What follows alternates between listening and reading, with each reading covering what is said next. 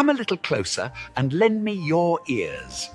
Don't worry, you keep yours while I keep mine.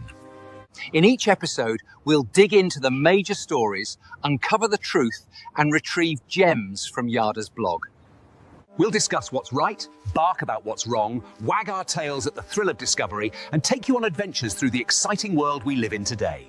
So, fasten your curiosity leash and get ready. Right then, coming to you with another episode of the Yada's Vlog on a Blog. Tomorrow's news, disseminated today. Let's dive in. Smiling because the Wook, the master of ceremonies here that just introduced us, is grinning from ear to ear. We call him. There he is. Yep, he decided that. Yep, he is here and he is on duty. He is ready to go. He's actually looking at the teleprompter, wanting to know what I should queue up next. So we have a highly professional staff here, as you can tell.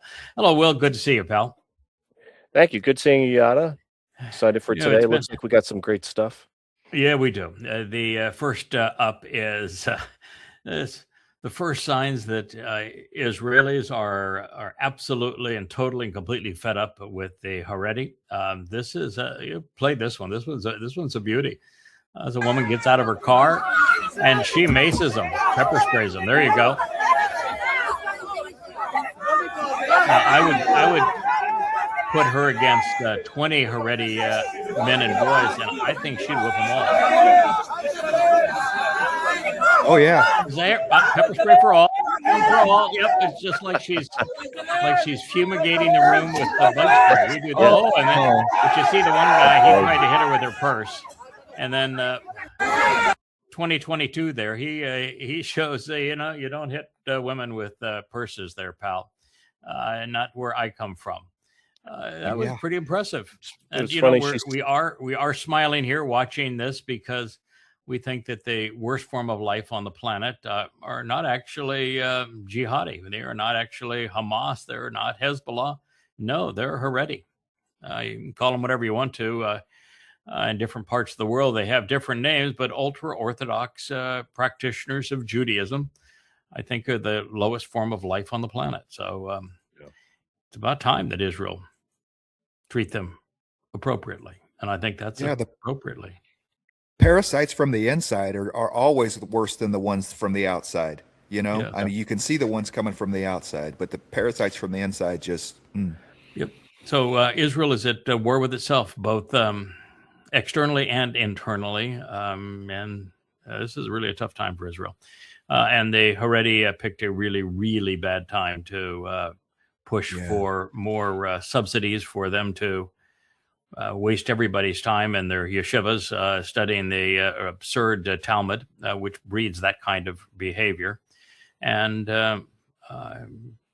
continue to allow them to vote for coalition government that they end up controlling. So that they don't even have to defend their country. Yep. Yeah, read the room, fellas. People. Read the room. Bad time to ask for more. Yeah, well, they don't. They're not very bright. No. The Easter egg and the Bible. Yes. He is so full of himself. Boy, I found it. I found the Easter egg. Pal, Easter happens to be Ishtar Day, and it happens to be entirely Babylonian and pagan. And the very fact you have a Ishtar Day and an Easter egg may mean that you are a nincompoop. Just saying, maybe his great discovery is that when Jesus was being crucified, and we're going to mock that too because there was no Jesus, and in fact, the first Jesus didn't even appear until the 17th century. So we can pretty much be assured there was no Jesus back in the day. When he was being crucified, he cited the opening line of Psalm 22. And therefore, he was telling the rabbis that they were dogs. No, idiot. 22nd Psalm was written in first person. That's right. Now, do you know what first person means? I mean, come on there. You got your glasses on, so I think you can probably read, right? What does first person mean? It was written by David, in first person. And so when he describes crucifixion in first person, who's being crucified? Dude. Oh, yeah, dude. Grammar. Yeah. The writer. I know grammar, that grammar thing. I guess they didn't teach grammar the last couple of generations that went through school. But when somebody signs something that says, this is from me, and you present the character being crucified in first person, guess who's being crucified? Yep. Yeah. So what right do you have to apply that to a person who isn't named? Dode is named. Jebus ain't named. Not there, not anywhere. Think it through. I mean, you have to be so ridiculously stupid to be a Christian and cite anything from the Torah, prophets, and Psalms to think that it proves your case when there is no Christ, there is no Jesus, there are no prophecies that support anything that is attributed to the misnomer, and that all the prophecies are attributed to Dode, who's the one that fulfilled them. How do you think that God's so stupid? Is your God so stupid he doesn't know his son's name? He doesn't know who he anointed as Messiah? Is that how stupid your God is? It must be. Look at the people who follow him. This guy goes on to say that, when the Pharisees put Jesus on the cross, and he cited the opening of my God, why have you forsaken me? They knew the Psalms by the Torah by heart, so they knew what was going on, who he was supposed to be. And it's like the Pharisees didn't put him on the cross, man. It's like, but it says that in the Christian Bible, so they're convinced that it happened. Even when all evidence is to the contrary, that's the nature of religion. People will believe the opposite of what is proven true, no matter how ridiculous the lie. Pharisees and Jews did not crucify a person named Jesus. They didn't crucify anybody, not ever. They were the ones who were crucified.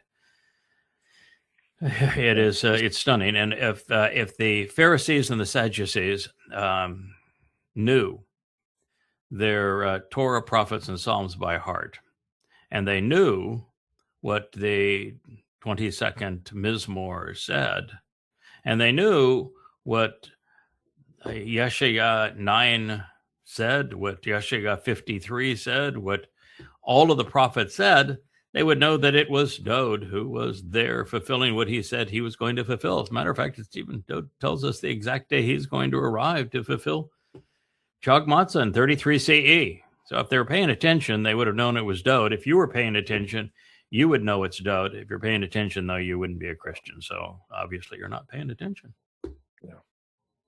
Yeah, this Ishtar egg, the only thing it's going to give you is a one-way tick to Sheol. It will. But there'll be a lot of Ishtar eggs there. I bet they're going to have an Easter egg hunt with the Easter bunny and Santa Claus and the tooth fairy. Jesus is no different than the Santa Claus, the tooth fairy, and Peter Pan. So enjoy. Illusion, yeah.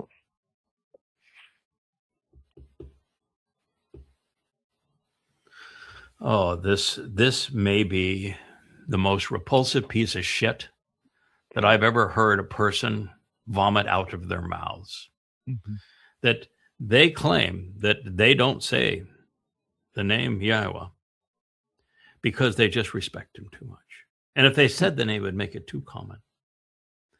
So if I respected your name and you wrote a long essay on who you were and what our relationship was all about, and I named you after me, Yahuwd, and I said that I only have one name, and this is the one name I want to be called for all time, and you went and erased my name. Every time I said my name, you erased it. And then you erased your name from my name because he's calling himself Jews. Guess what Jew doesn't have in it? Yah. What does Yahuwd have in it? Yah. You erased God's name from your own name, asshole. Yep. Because you're disgusted by it. That's what happened. You're absolutely disgusted by God's name, and he is disgusted by you. He hates you. This isn't reverence, Yada. This is defiance. That's exactly what it is. It is not reverence. How are you being reverent and respectful by not using Yahweh's name when that's the name that separates him from everyone else? And he asked you to use that name. Right. You made that connection between them, between Yah's name and them. When they hid God's name, they became Jews. Yeah. Might as well. When God says the one thing that you need to know is, this is my name, and my name is set apart. That means that when you use his name, you are being respectful and not associating Yahweh with any other God. When you erase his name, you're doing the opposite. You're being disrespectful, and you're making your God as common as every other piece of shit God every religion has ever made. You are a piece of crap, pal. And I'm going to tell you, based upon what you just did, because maybe you ought to bother to read the third statement that Yahweh etched in stone. And what he said is, I will never forgive anybody who negates my name. What do you think that means there, pal? Huh? It means he's Come screwed. on. It means you're screwed is what it is. It means you're a disgusting liar. That means your religion is based on a lie. That's what it means. Go ahead and open your Talmuds again, and you tell me what the third statement says that Yahweh etched in stone. I will never forgive anybody who negates my name, Yahweh. And you've got a religion based upon it. You even defined your people by it, going from Yahuwd to Jew.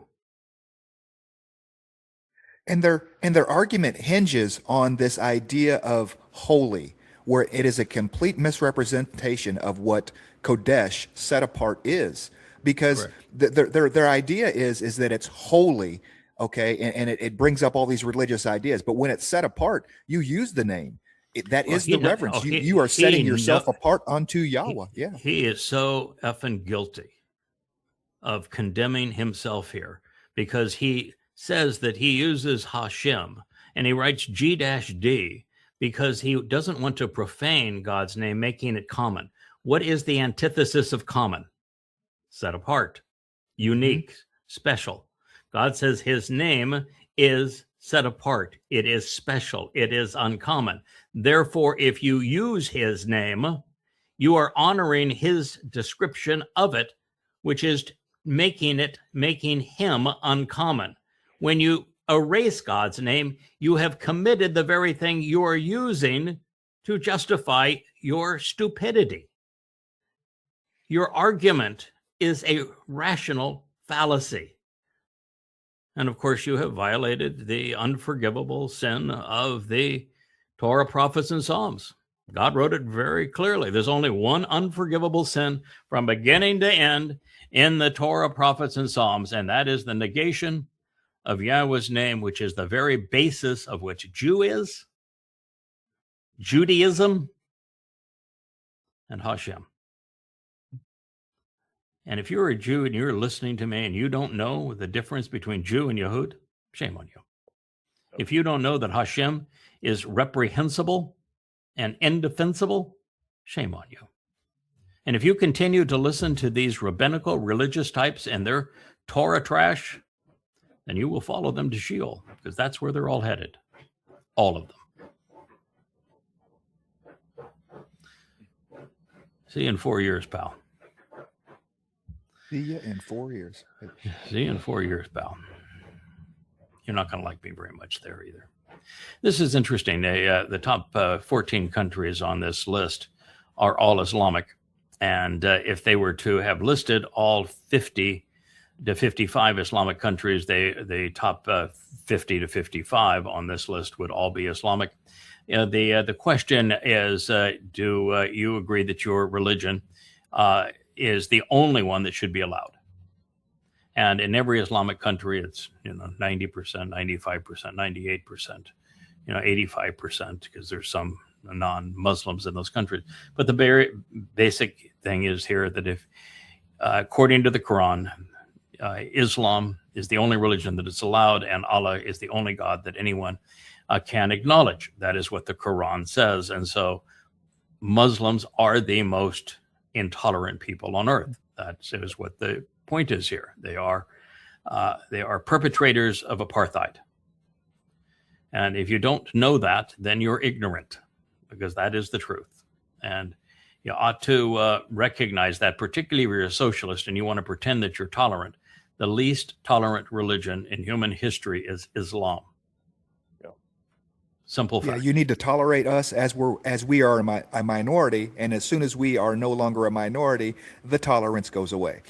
We no longer tolerate you. That's correct. Yeah. You need to tolerate us when we're a minority, and when we're a majority, we will not tolerate you.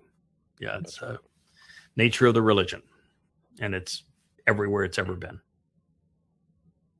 Tax or death, those are your choices under Islam. Slavery or death. Tax or death. Well, submission, tax or death. Oh, so in this picture here, this is early on 10/7. You've got a whole row of people that are actually, you can see little pieces of them kind of rolling, going up the hill. You see a whole row of people that are behind the tank, and you see people that are on the foreground before the tank, and those who are on the tank. So I'd like you to, since there's probably 30 or 40 people in that particular shot, and I could give you another 500 pictures like this. I want you to count the number of Hamas members there are. Please point them out to me. You mean look for uniforms? Yeah, look for somebody like a military uniform. Yeah, it's got got the Hamas uniform, a Hamas weapon, a Hamas headband, anything that would associate them with Hamas. Yep. I'm waiting, please. There's not a one. They look like the Cajun Navy. Look like regular old Muslims to me. Yeah, and different ages, anywhere from. By the way, starving, of course. They are. You can tell that the dude on boy the on the left. Yeah, he's starving. Hasn't eaten since lunch. Yeah, since he ate. Yeah, he ate his own baby for breakfast. This is 10/7. This is the thing that the world and even Israel doesn't get about 10/7. 10/7, yes, was encouraged by Hamas. But Hamas is meaningless to 10/7. They were the vast minority of the assailants, and I know that there are those who want to say no, they were 2/3 of the 4,000. Some say there were 6,000. Some say there were 4,000, and some say that the 2/3 of them were Hamas. Some say 80% were Hamas. I tell you what, I've looked at hundreds and hundreds of photos, and the number is probably around 4,000. They came in 3 waves. And maybe 20% were Hamas. Maybe. That's the reality. And the only way that you can say elsewhere is to spew propaganda, because you want to define the problem as a terrorist group as opposed to a religion. But even if you assign it to Hamas, which would be invalid based upon the photographic evidence, all Hamas is an expression of Islam. They're not a corruption of Islam. They're not a special group of Islam. It's just an expression of Islam. And if Hamas was going to do this as Hamas, they have uniforms, they have headbands, they have no problem whenever it's time to get on camera and return bodies to Israel, right? To show off their flags and their clean cut uniforms and stuff. So it's I can tell you that there were a number of Hamas that came through specifically to attack the Israeli outposts along the wall. And so there are places where you will see Hamas in uniform with assault rifles. Are usually M16 because America supplied most of them. But you'll see them in those places with their headbands, with their spiffy Hamas uniforms. And that was to go in and neutralize and kidnap the guard posts along the fence. And then there are a few places where they went in and shot up traffic and went into some of these communities. And they were some of the earlier in, but they were the minority. And that's important because you need to know who perpetrated 10/7. Islam. And it's Islam. Yep. Boy, we have so many Jews that are living in fantasy land. They know that something terrible has happened to them. Yeah. They know that Donald Trump has betrayed them, and they believed him, and that was a real shame. They have not read their prophets, so just like that previous cartoon. No, they have not read their prophets. They don't know their prophets. They read their Talmud. So they don't know that they're in the time of trouble. They don't know that America and Trump were prophesied to betray them. They don't know that they have turned the entire world against them. They don't know that their wars have been counterproductive. They don't know even that their Star of David is a symbol of shame. That is not something that they should have ever used, because it was the symbol of the Holocaust. And what a tragedy for them to use it. And of course, they're even referred to themselves as a Jewish universe, not knowing that their only chance of survival is to become Yahuwd again. And they want this precious little strip with the same star that the Nazis used to march them off to the death camps, and their Greek kippah on their heads, and their pleural-branchi, and then they've got their boxed boys both on the head and on the arm, so they're embracing rabbinic Judaism, the very thing that got them into this mess. Mm-hmm. Yeah. And they think somehow that the sun behind them with that starburst is and their flag is going to be their savior. And guess what the only landmark is in that picture? The mosque. The mosque. The boil. Mm. Yeah. Look at how they cling. Look at how the lion, I guess the Lion of Judah, is clinging to that. And that's exactly what Israel's doing right now. They're going to cling until the heat gets turned up to a degree and a temperature that they cannot stand anymore. And then they're going to, there'll be a remnant that pulls away. But this is what we were dealing with, Yada, for months on Twitter. They're clinging to customs. Yes. They're clinging to traditions, to rabbinic Judaism, and you can't pry them away. This picture is very accurate. Yeah, that was the frustration of X, is that they were all gloating over their destruction of Gaza. And I said, no, you're committing suicide by destroying Gaza. And their destruction of Hezbollah. And I says, no, you're not going to. Beeper bombs were pretty clever, but you are not going to eradicate Hezbollah from Lebanon. It's never going to happen. And by attacking them, you're making more of them, and you're making them stronger, and you're making yourself weaker. And that by bombing Iran, when you have zero chance of regime change and zero chance of accomplishing any other mission, you can't defeat them. And if you can't defeat them, and you realize that a war between interceptor and missile, the interceptor always loses, even if it's successful. So what in the world are you doing? You need to get your head out of your tuchus and realize where you are. And you're estranged from God. He's really upset with you. He's disgusted by you. You're being torn apart between the Marxists and the ultra-Orthodox. So you're at a country at war with yourselves. You have the most hated man in the world as your prime minister. And you've now lost your lone ally, who, by the way, happened to be Rahab, Satan. So drop the myth. You've lost. It's checkmate. There is no hope for a nation of Israel at this point. There's no hope. It's gone. It's really over. You were checkmated. They would be better served having a Hezekiah moment if they just brought the IDF into Israel, had a Hezekiah moment, and started tearing down churches, pushing out all the religious crap. I mean, we know it won't happen, but if they had a Hezekiah moment, then they would be better served having the IDF clear out Israel itself. Nothing short of that's going to work, right, Kevin? I mean, do you need to destroy all the religiosity and all the damage that it's caused before you can move on? That's the first thing you got to do. And Hezekiah asked for an extension of time because he knew he had to get that done before he could go forward. They're not going to do that. They're just not going to do that. We've read the prophets. We know what happens. They are not going to do that.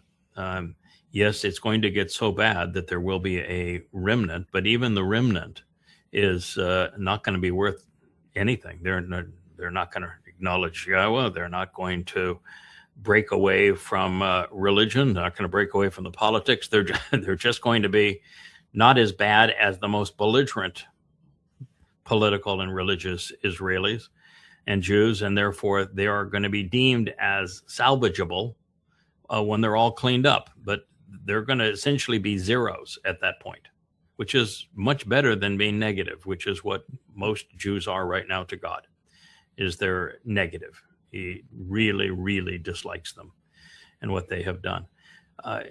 The Hezekiah moment where they came upon the Torah and then he implemented the Torah, that was possible because A, there weren't Muslims equaling the number of Jews in the midst of what you'd view now as Israel. There's as many Muslims as there are Jews, particularly when you include what's called the West Bank and Gaza, and the number that live within the state of Israel itself. It's about 7.5 million apiece. So they didn't have that problem. And the second is that there was no Talmud. There was no oral law. There was no Talmud. Yes, there was a lot of religious malfeasance, and it was from the neighboring cultures. But now they can't do that because their Talmud is more important to them, and their Jewish traditions are more important to them than the Torah. And the Torah has been hijacked by religious Jews, even though the Torah condemns religion. And so they're not going to have a Hezekiah moment. That's not going to happen. They've Ultimately, gone too far for too long.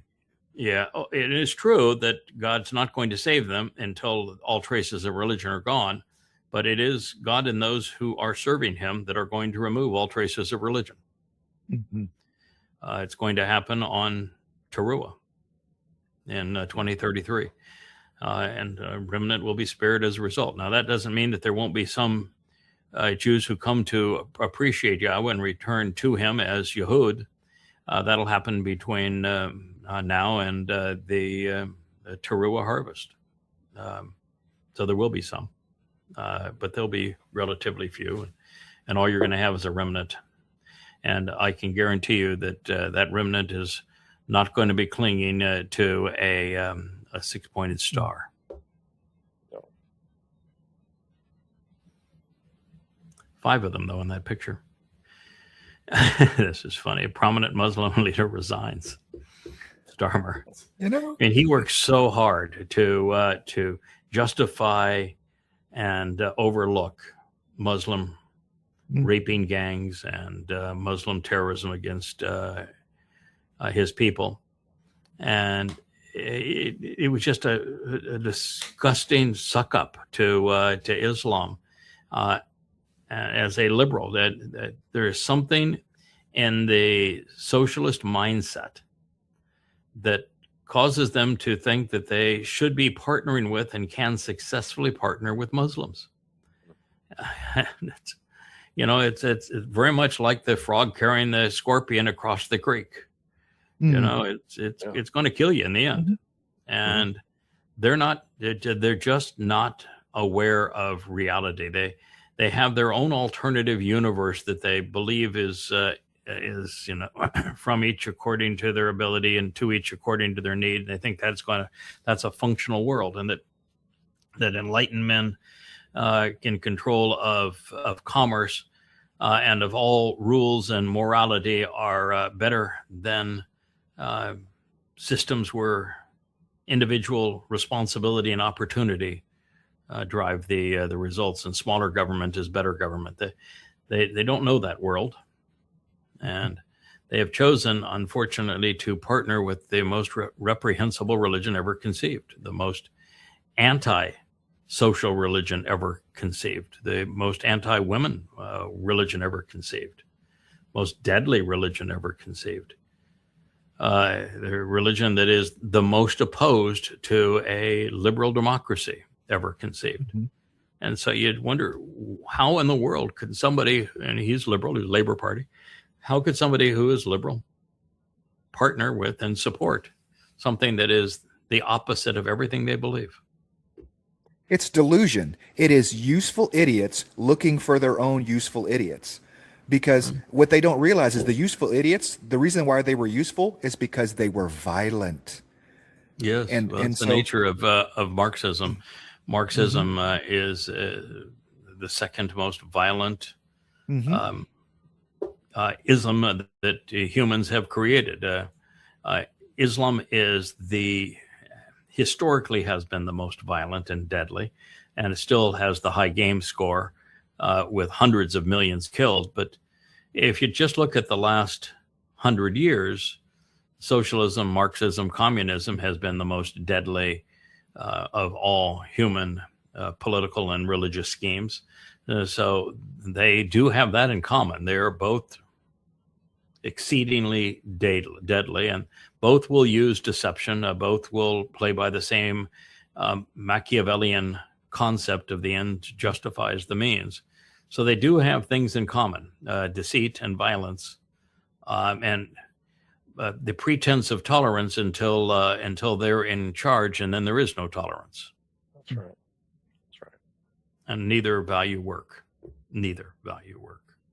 I think progressives see the value in the disruptive component. They're trying to disrupt and take down the West. They haven't been successful at doing it.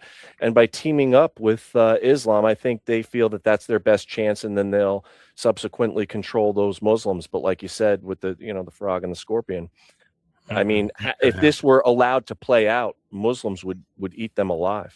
They'd never survive it. That is correct, because when it comes to violence and deception, the Muslims are much better at it than the socialists are. Yeah. And so, no, it won't.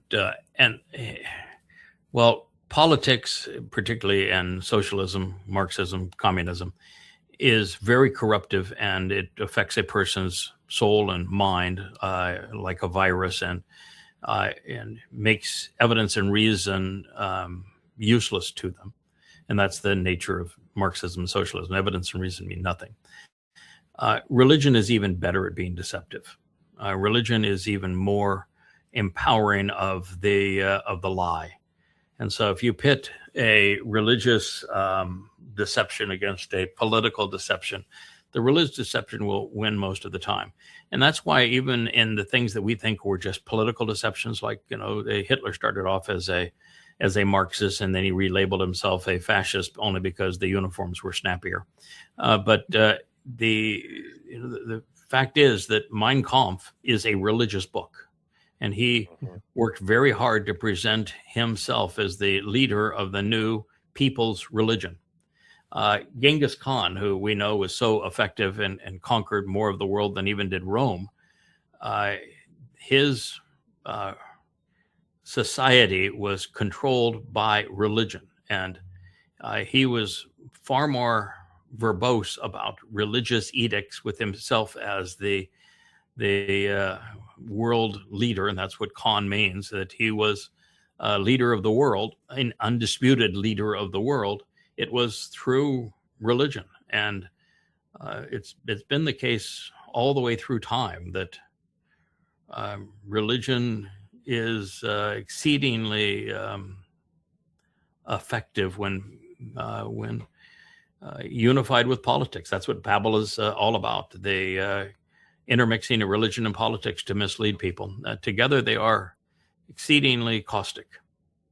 You look at Northern Ireland and his country with the mix of Catholicism and socialism. It has really ruined an entire culture. Not even 1% of the people there are capable of being moral or to think.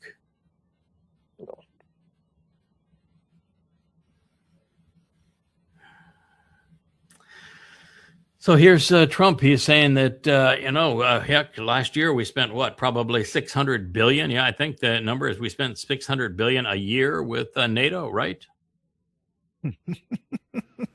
Yeah. How much we spend with NATO? Sure. $6 billion. Yeah. $6 billion.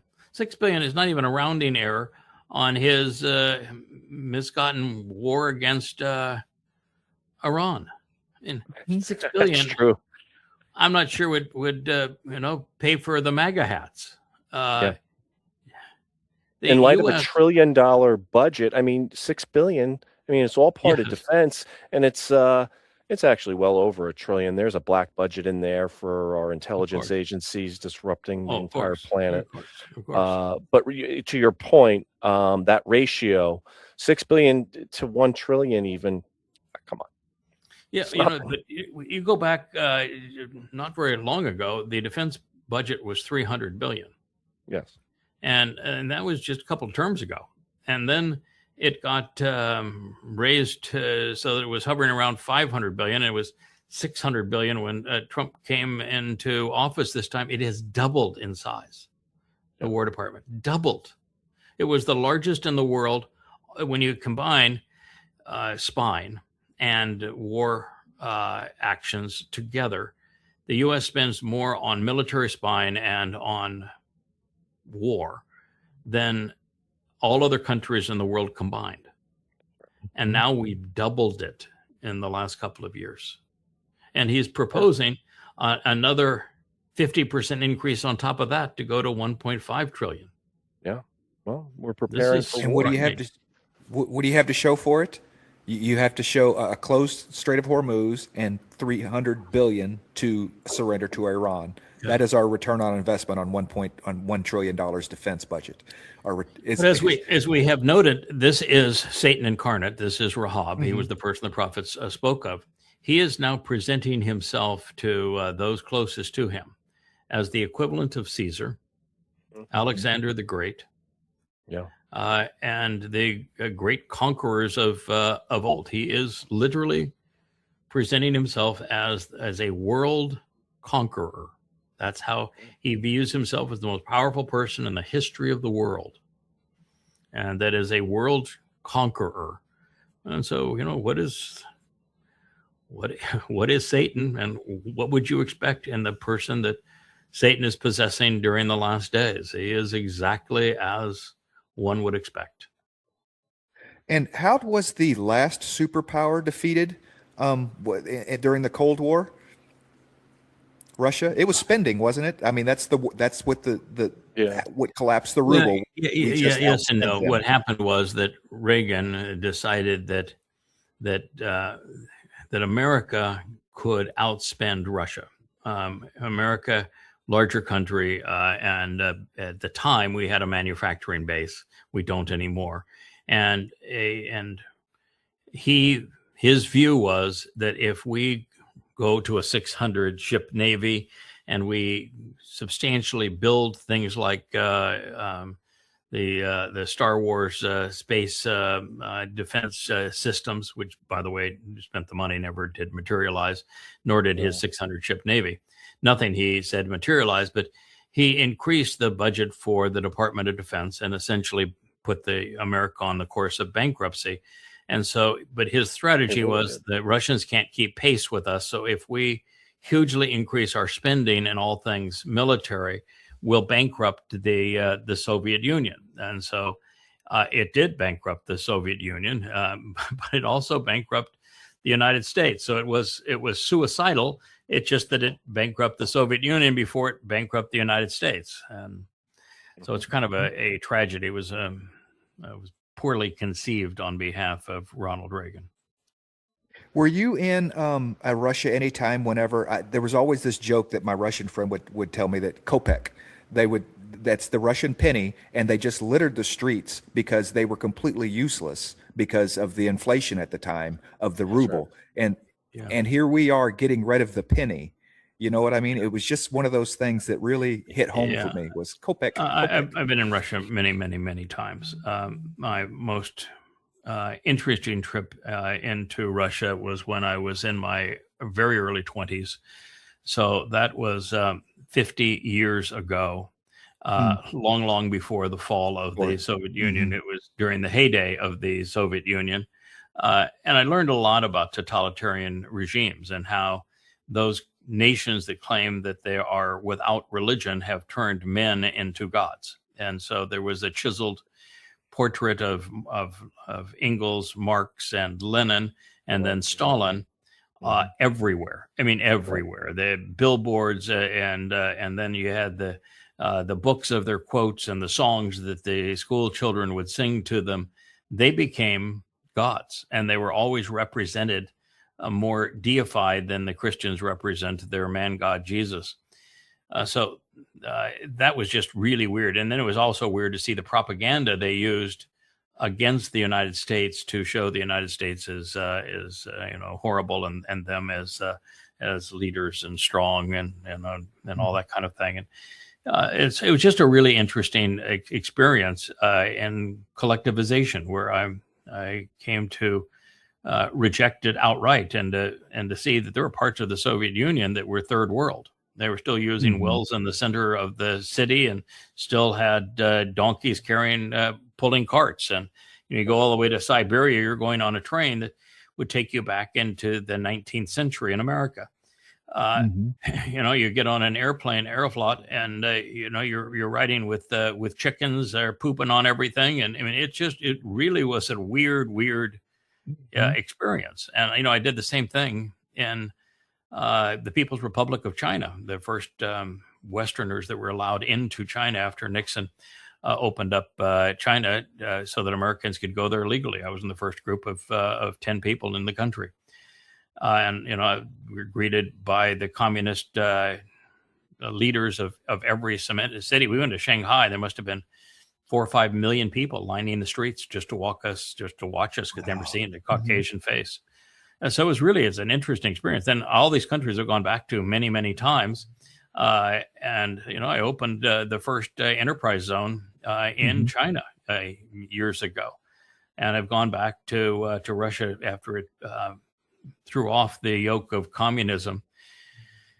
And, Russia's a beautiful country. To see St. Petersburg again, now free of the communist yoke, beautiful place. And the Russian people have always been, Chinese people and the Russian people have always enjoyed their company. I think they're really good people. And anyway, and I'm sure that's not here nor there, but I can tell you that Trump has his numbers off by a multiple of 100. That's not good if you're president. A couple too many zeros. All he has to do is say it, and it's right in his mind, right? That's the nature of confabulation. He repeated it. Yep. He'll never bother to correct it. Yes. The number. Yeah, yesterday was a very strange day on what happened. We know that Trump violated the memorandum of understanding that he signed a second time. That the memorandum of understanding says that there cannot be any force or threat of force. And Trump threatened to kill all of the Iranian negotiators and eliminate Iran so there'd be no home to get back to, and they would not be able to even make it back themselves. So he said he was going to kill the Iranian negotiators and destroy Iran, which would be that's a threat of force, isn't it? I'm just checking. Yes, it is. Yeah, I'm going to completely destroy your country. So there's no country to go back to, and I'm going to kill you en route to it. I would think that would be a threat of so Trump said that, and so the entire Iranian delegation walked out. So what's the point? And they, as they were walking out, they were intercepted by the Qataris. Now, who knows how the Qataris weaseled their way into this, because the Qataris are not unbiased here. They are an enemy right now of Iran. The only function the Qataris play is that Trump uses Qatar as his bank for the oil that he's stealing from Venezuela. He banks it in a private account in Qatar. Qatar pays Trump billions of dollars, and also the stolen assets from Iran are kept in Qatari banks. So they're a banker in this process, but they are an enemy of Iran. And And so what are they doing there? And certainly Pakistan is not a neutral player either. They have formed very expensive, very elaborate defense treaties with Saudi Arabia to defend Saudi Arabia against Iran. Yeah. And so they walk out and these two intermediaries intercept them. What did they have to offer Iran to get Iran to return to that room? We're not told, but what is it that they would have to offer? Pakistan would, of course, have nothing other than you return to the room and we won't nuke you. I mean, they have no money and they really have no prestige. They do have a border with Iran that Iran uses to ship oil and other things out of the Strait of Hormuz. But no, that's about it. And they have maybe some pipelines and some railways and other things that they can bring product in around the U.S. Blockade. Qatar's got money. But, I mean, the only thing I can possibly imagine is, okay, so Trump's an asshole. We know he's demonic. We can't change that. But you have a memorandum of understanding that is a huge win. If you pencil out all they got, it's about $500 billion. The tolls on the Strait of Hormuz, the complete release of all sanctions, the 25 plus, it could be upwards of $100 billion in confiscated assets, and the minimum of $300 billion of funds to rebuild Iran. You put all that together, and then they get the win of they checkmated Israel, made Israel completely vulnerable so that Israel can be destroyed in the future quite easily and in the near future. And they pushed the United States out of the region. So it's a heck of a deal. In fact, it's too good a deal for Iran to be implemented because you can't have that. It's like the Treaty of Versailles. It failed because it was too one-sided. The memorandum of understanding is actually too vicious a surrender document on behalf of the United States. So it can't be implemented as it was written. But I mean, that's the only thing I can say is that, you have a complete win here. Go along, just, pretend to dance between the raindrops and ignore this. And we own Israel. We own the United States. And, you're filthy rich. I mean, look at how Iran has elevated itself on the world stage. I mean, and this is all due to Trump. He elevated them. All his actions they look more mature than us. They're out thinking us. They're out negotiating us. And they seem, when you see them talk, they seem like the reasonable ones in the room. And really, compared to somebody who's demonic and possessed, they really are. But isn't that, if you think back to Iran and how they presented themselves and how they were marginalized in the world, I mean, they're right up there, a player right now up there with China and Russia and the U.S. And, sometimes I'm more inclined to believe what comes out of Tehran than what comes out of the White House, out of their spokespeople. Not more prone to believe. For the last 3 months, every time there's been an announcement in the media about this is what's been agreed to with Iran, the first thing I do is search for what statements has Iran released. Correct. And what I have found is I'm not aware of a single statement that Iran has released that has proven to be untrue, even in its detail. And I have not found a statement that the U.S. has released that has been proven true.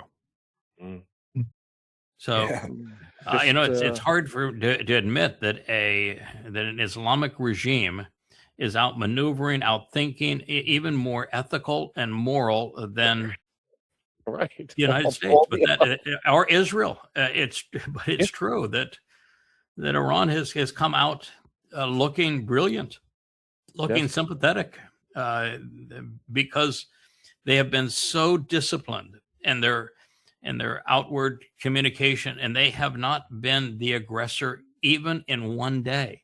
Every move is calculated to be responsive, and they constantly say, we will not provoke anything. If you do this, we will do that. This will be our response, but it's always a response. And our response is, I know people aren't very thoughtful today, and they can't, cause and effect is way beyond them. But if you're a moral person, you have to know that a response is very different than provocation.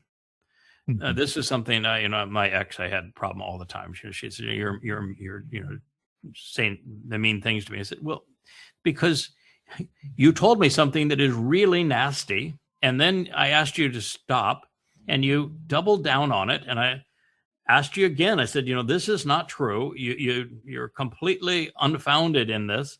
You need to stop." And then to do it again, and you're going to get an earful at that point. And if you want to take the response out of context of the provocation, then you're just being an idiot. And that's what is happening here, that Iran, the provocation is coming from the United States, and Iran is giving a thoughtful response and a constrained response to American and Israeli provocation. And then there's this myth that Iran is in charge of Hamas.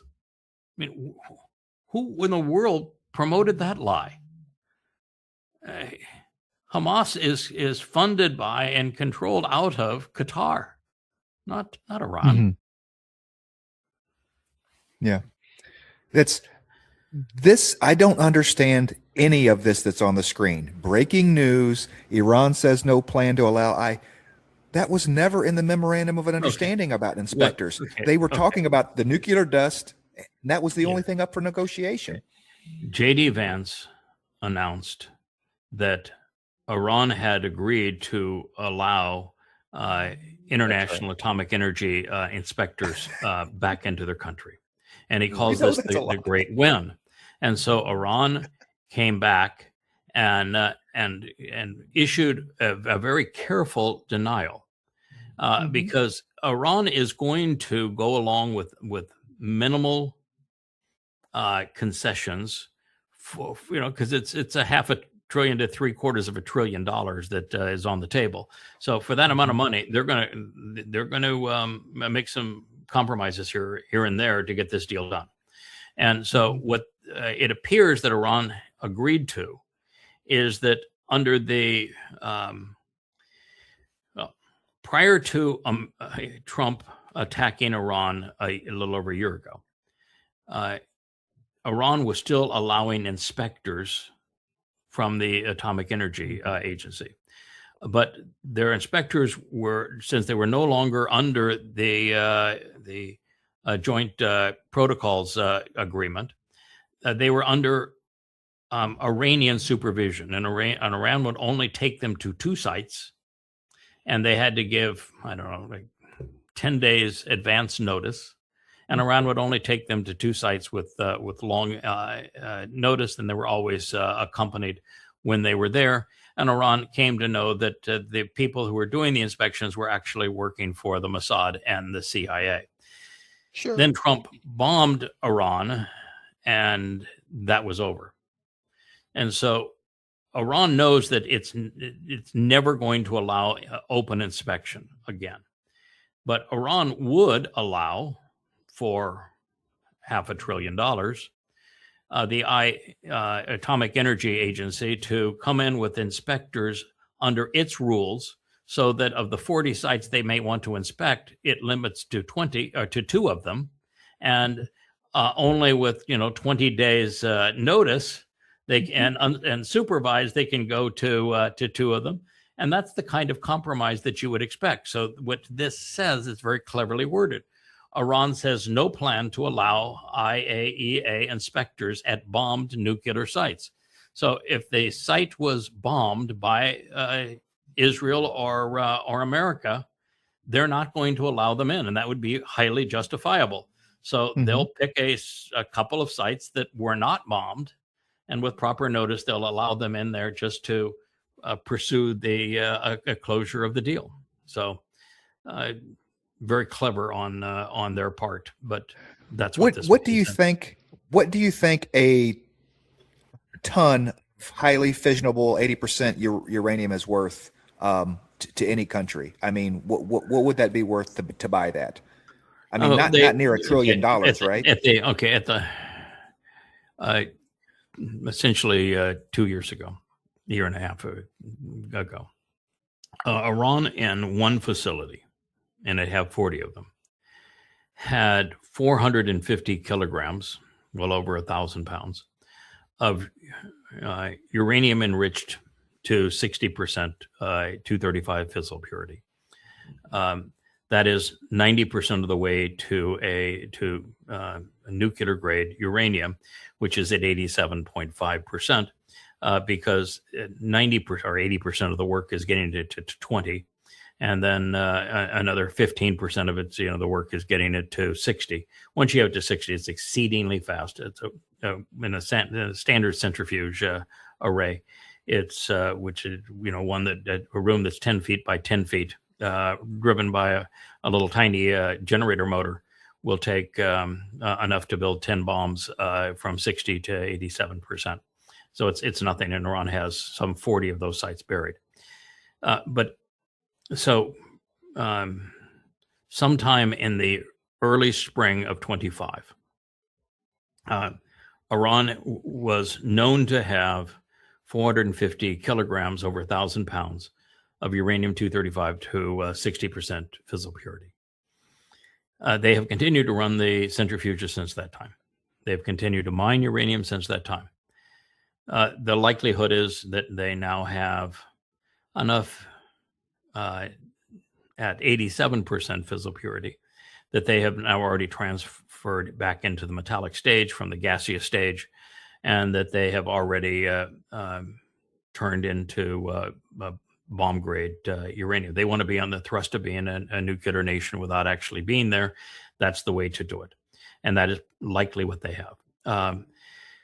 And that they have probably manufactured another 450 kilograms of uranium 235 to 60% fissile purity. And so that they can offer that to the United States and still have everything they want, because even beyond that, they can make whatever they want with the 40 buried facilities and no inspection in those facilities. They can make whatever else they need, and they don't need any more than they already have. So they're in a position they can be somewhat negotiable on the uranium-235 at 60% fissile purity, up to 450 kilograms, without having any effect on their nuclear bomb capability. And we don't know if it's if they already have one. My understanding was that since it was a week's time and they've had a year and a half under bombardment by the United States, you'd have to assume that Iran is brilliant on all things except what to do with the uranium, which has been their single biggest investment. And the likelihood of that is zero. And you can't pretend that Iran had a civilian nuclear program. They don't. I mean, the one facility they have that is a nuclear power plant is run by the Russians. The source for the fuel for that comes in by the Russians. All management is by the Russians, and so that's irrelevant to the whole process. It wasn't even bombed during the war. It's irrelevant to the process. All of the uranium mining and enrichment is for a singular purpose, and that is to make Iran a threshold nuclear nation. And so there is with Israel and the U.S. bombing them twice, there is a zero possibility that Iran didn't already crush that threshold and has the enough for the score of bombs at 87.5 to 90% fissile purity. It'd be unfathomable for this country that we have watched such articulate people speak on behalf of, and all their maneuvering, for them not to be in that position.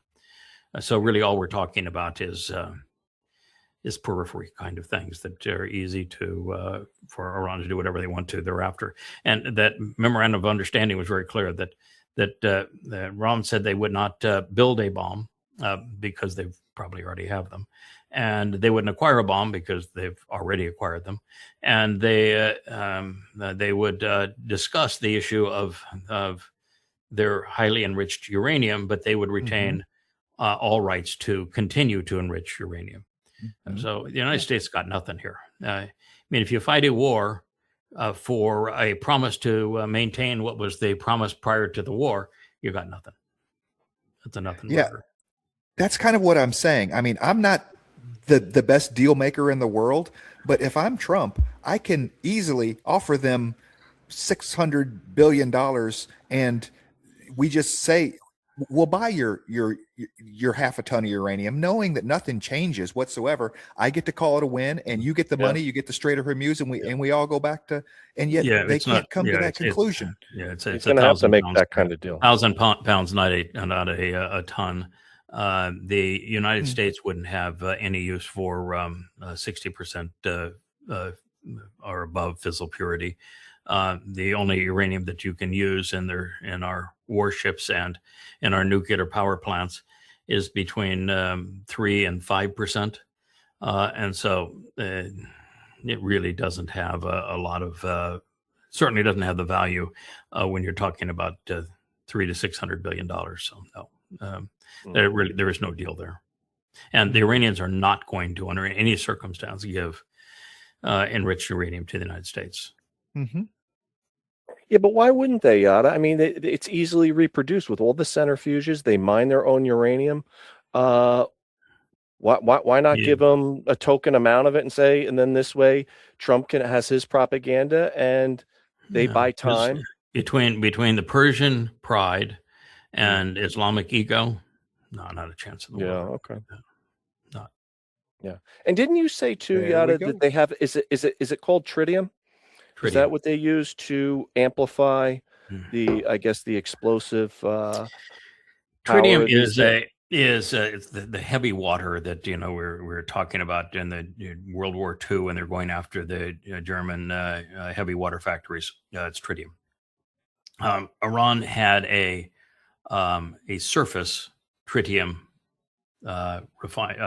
reactor, and so the U.S. destroyed that tritium reactor. We don't know if Iran had already refined sufficient tritium for its use prior to the U.S. destroying it. We don't even know if Iran, knowing that the U.S. was coming, moved everything in that tritium refinery reactor subterranean and built more of them and left that one as a, they drove helicopters on the tarmac with paint, come bomb me. So we don't know that's the case. Tritium is not necessary for an atomic bomb. What tritium does is it increases the yield of a bomb. So you can use less uranium per bomb and have a higher yield on that bomb with less uranium. The tritium also makes the bomb more reliable because it's an accelerant for the chain reaction. And for a standard nuclear bomb, all you're doing is you're taking the highly fissionable uranium-235, you're putting it in the center in a metallic form, and then you're surrounding it by explosives that you have positioned with an outer shell such that the explosion sends all of the energy inside, and that the heat and the pressure of that starts the chain reaction, and it's more effective with a tritium. So they call them tritium triggers. So we know that Iran had a tritium reactor. We don't know how many they had. We don't know if they replaced the one that they had that was above ground. We don't know if they'd already made enough tritium. But what the tritium does is that everybody's talked about Iran having enough nuclear material at 450 kilograms to make 20 bombs. But what they don't say is that Iran would be a lot better off with lower yield bombs because Israel's so small that a large yield bomb would be counterproductive for them. And U.S. bases are too close to Iran, that the more tactical, the smaller yield, the more Hiroshima-ish they make the bomb, the better it is for Iran. And so they can probably double that number. And then you could quadruple that number if you have tritium. So 20 becomes 40 at more yield and becomes 80 or more with the tritium. So that's the process. And I spent a lot of time tracking everything Iran was doing pursuant to its bomb, because all the idiots now that are super anti-Semites that are pretending to be smart were all saying that Iran was not developing a nuclear bomb. And I kept on saying, there is no purpose for uranium to be enriched at 20%, much less above that number, up to 60%. No purpose in developing tritium reactors, no purpose of any of these experiments that they're doing. It has no purpose other than a bomb. And you don't completely sacrifice your economy and your nation's standing in the world to generate electricity, because a nuclear plant, all it does is boil water, and you never need more than 3% physical purity to boil the water. If you're floating on oil and gas, you would never do that. So there was no chance. It was for civilian purposes, and all those talking heads now that just become raging anti-Semites, they were just dead ass wrong. And so I spent a lot of time. I wrote a number of articles on it, and we're in the same position. They wanted to be threshold nuclear so that they could develop a bomb if necessary to defend themselves. Yeah, but their bomb is strictly designed to be defensive. Trump's saying, I saved Israel from being nuked. No, Iran didn't have a nuclear bomb. Otherwise, America would have been nuked, and a lot of other places would have been nuked. So they obviously did not have one. So you did not save Iran from having one. So you could not have saved Israel from being nuked, sir. That logic there's no logic there. And then if you think that, well, I've kept them from having a bomb, that's not true. You pushed them to the threshold of having one. Yeah, their first target, like you said, is going to be that fleet setting off their coast. That is absolutely if it stays there. Yeah, if it stays there. Mm-hmm. I mean, Trump has to bring them home. Mm-hmm. I mean, Trump can complain all he wants to that I'm going to bomb them again and drop bombs in the middle of their heads and all that sort of thing. But it really can't. I mean, it's America has outlived its time there, and there is nothing. Continuing to do the same thing and expecting a different result is insane. He's already had the Congress vote against him continuing the war. He's already surrendered. Now what? How do you fight a war that you've already surrendered? Yeah. Yeah, here's Cruz. Giving billions of dollars to lunatics in Iran is not a good idea. Thank you there, Senator Cruz. That's brilliant of you. But guess what? When you lose a war, you don't get to write the terms of surrender. So, welcome to Versailles. He's gone from Lion Ted to Captain Obvious. Mm-hmm. Lion Ted to Captain Obvious. Oh, so it's all a lie. This is that's a scene. They want to do a scene of Jerusalem with the who knows what the three that are lofted up there, but with the three people being crucified someplace, and then earthquakes, and they want to have a solar eclipse on Passover. And why wouldn't somebody say, okay, what day of the lunar month is Passover? 14th day, 13th, 14th day, depending on the time. 13th, 14th day of a lunar month. Is the moon full, or is it new on the 14th day of a month? Full moon. Always, without exception, right? Always. Cannot be anything else. We're dealing with the lunar cycle, 29 and a half days, 14th evening of a new month. Passover, it's going to always be a full moon. Guess what can never happen if the moon is full? If the moon is full, that means that the sun is here. Well, we get this screen here, but they don't think I have enough room with this little camera. But the sun is shining on the moon. All right, the sun's light is shining fully on the surface of the moon when the moon is full. Right. Mm-hmm. And on an eclipse of the sun, the moon is between the sun and the earth. Mm-hmm. So it's always on a new moon, never on a full moon. So what they're describing not only wasn't witnessed anywhere else in the world, because that would have been the ultimate peculiarity. We've got a solar eclipse now on a full moon. It's the opposite of what can happen. Mm-hmm. But they repeat the lie. Yep. They repeat the lie that the veil and the temple was ripped. What would they give two rats' asses of what happens in the temple, since they're anti-temple? Mm-hmm. Why would they pretend that this was somehow tied with Passover when they never mentioned Passover, and they want to believe in Easter? If it was Passover, then what in the hell do you have a New Testament for? Because Passover is Passover. I mean, that was the doorway to life, and you're now back in the Torah. You can't have a New Testament. It's just staggering how utterly ignorant and irrational the religious are, and they will promote all of this absolute nonsense. And there's no, right there in the middle of the Sunday. Then what they want to do, first of all, there were no crosses ever like this. Mm-hmm. Ever. Why would you have a cross like the Christian cross? Wood was exceedingly valuable and rare. You're the only way you're going to hold it up is to put the upright in an etched limestone receptacle for it. It never moves, and the top piece sits on top. It's like the capital T, not a lowercase t. So the symbol of your religion, you've screwed up the symbol entirely of what would have happened, and there was no Jesus on it, because he never existed.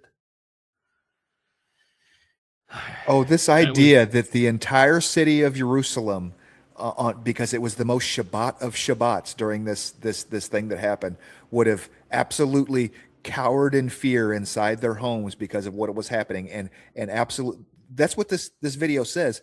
They absolutely did no work whatsoever for an entire day, so that they didn't mess up, and make God angry on what was happening on this day.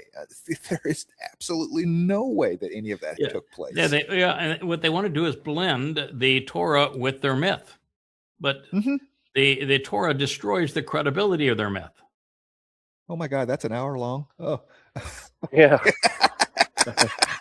Sorry. What Holy Saturday was like, what they goddamn pieces of crap that promote Christianity. There is no Holy Saturday. And in your religion, your God, who was nothing but a man, and a man so feeble that men could kill him, he took a nap. Mm-hmm. In reality, it's matzah. If you don't know what matzah is, then you ought not be talking about Passover, because Passover without matzah is a trip to Sheol, a trip to hell, because you become eternal, but still wrapped in and slathered with your guilt. And so matzah is more essential than Passover, and Passover without matzah, Holy Saturday here, you're screwed.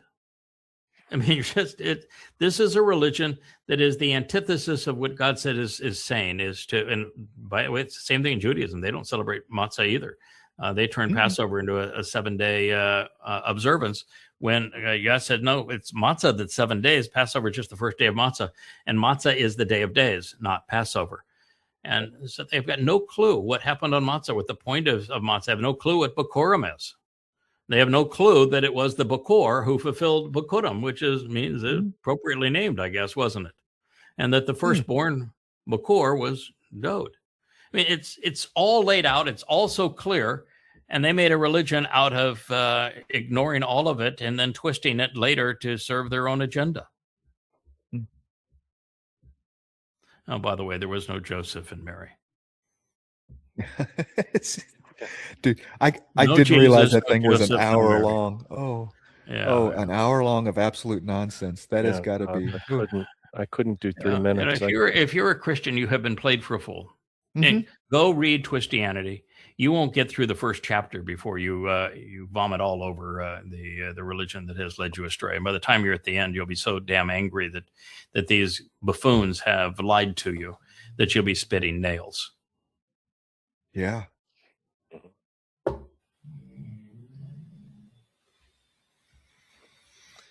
So close and so far. This is actually interesting. This is a psychologist, probably a psychiatrist, because he's a professor, I think, too.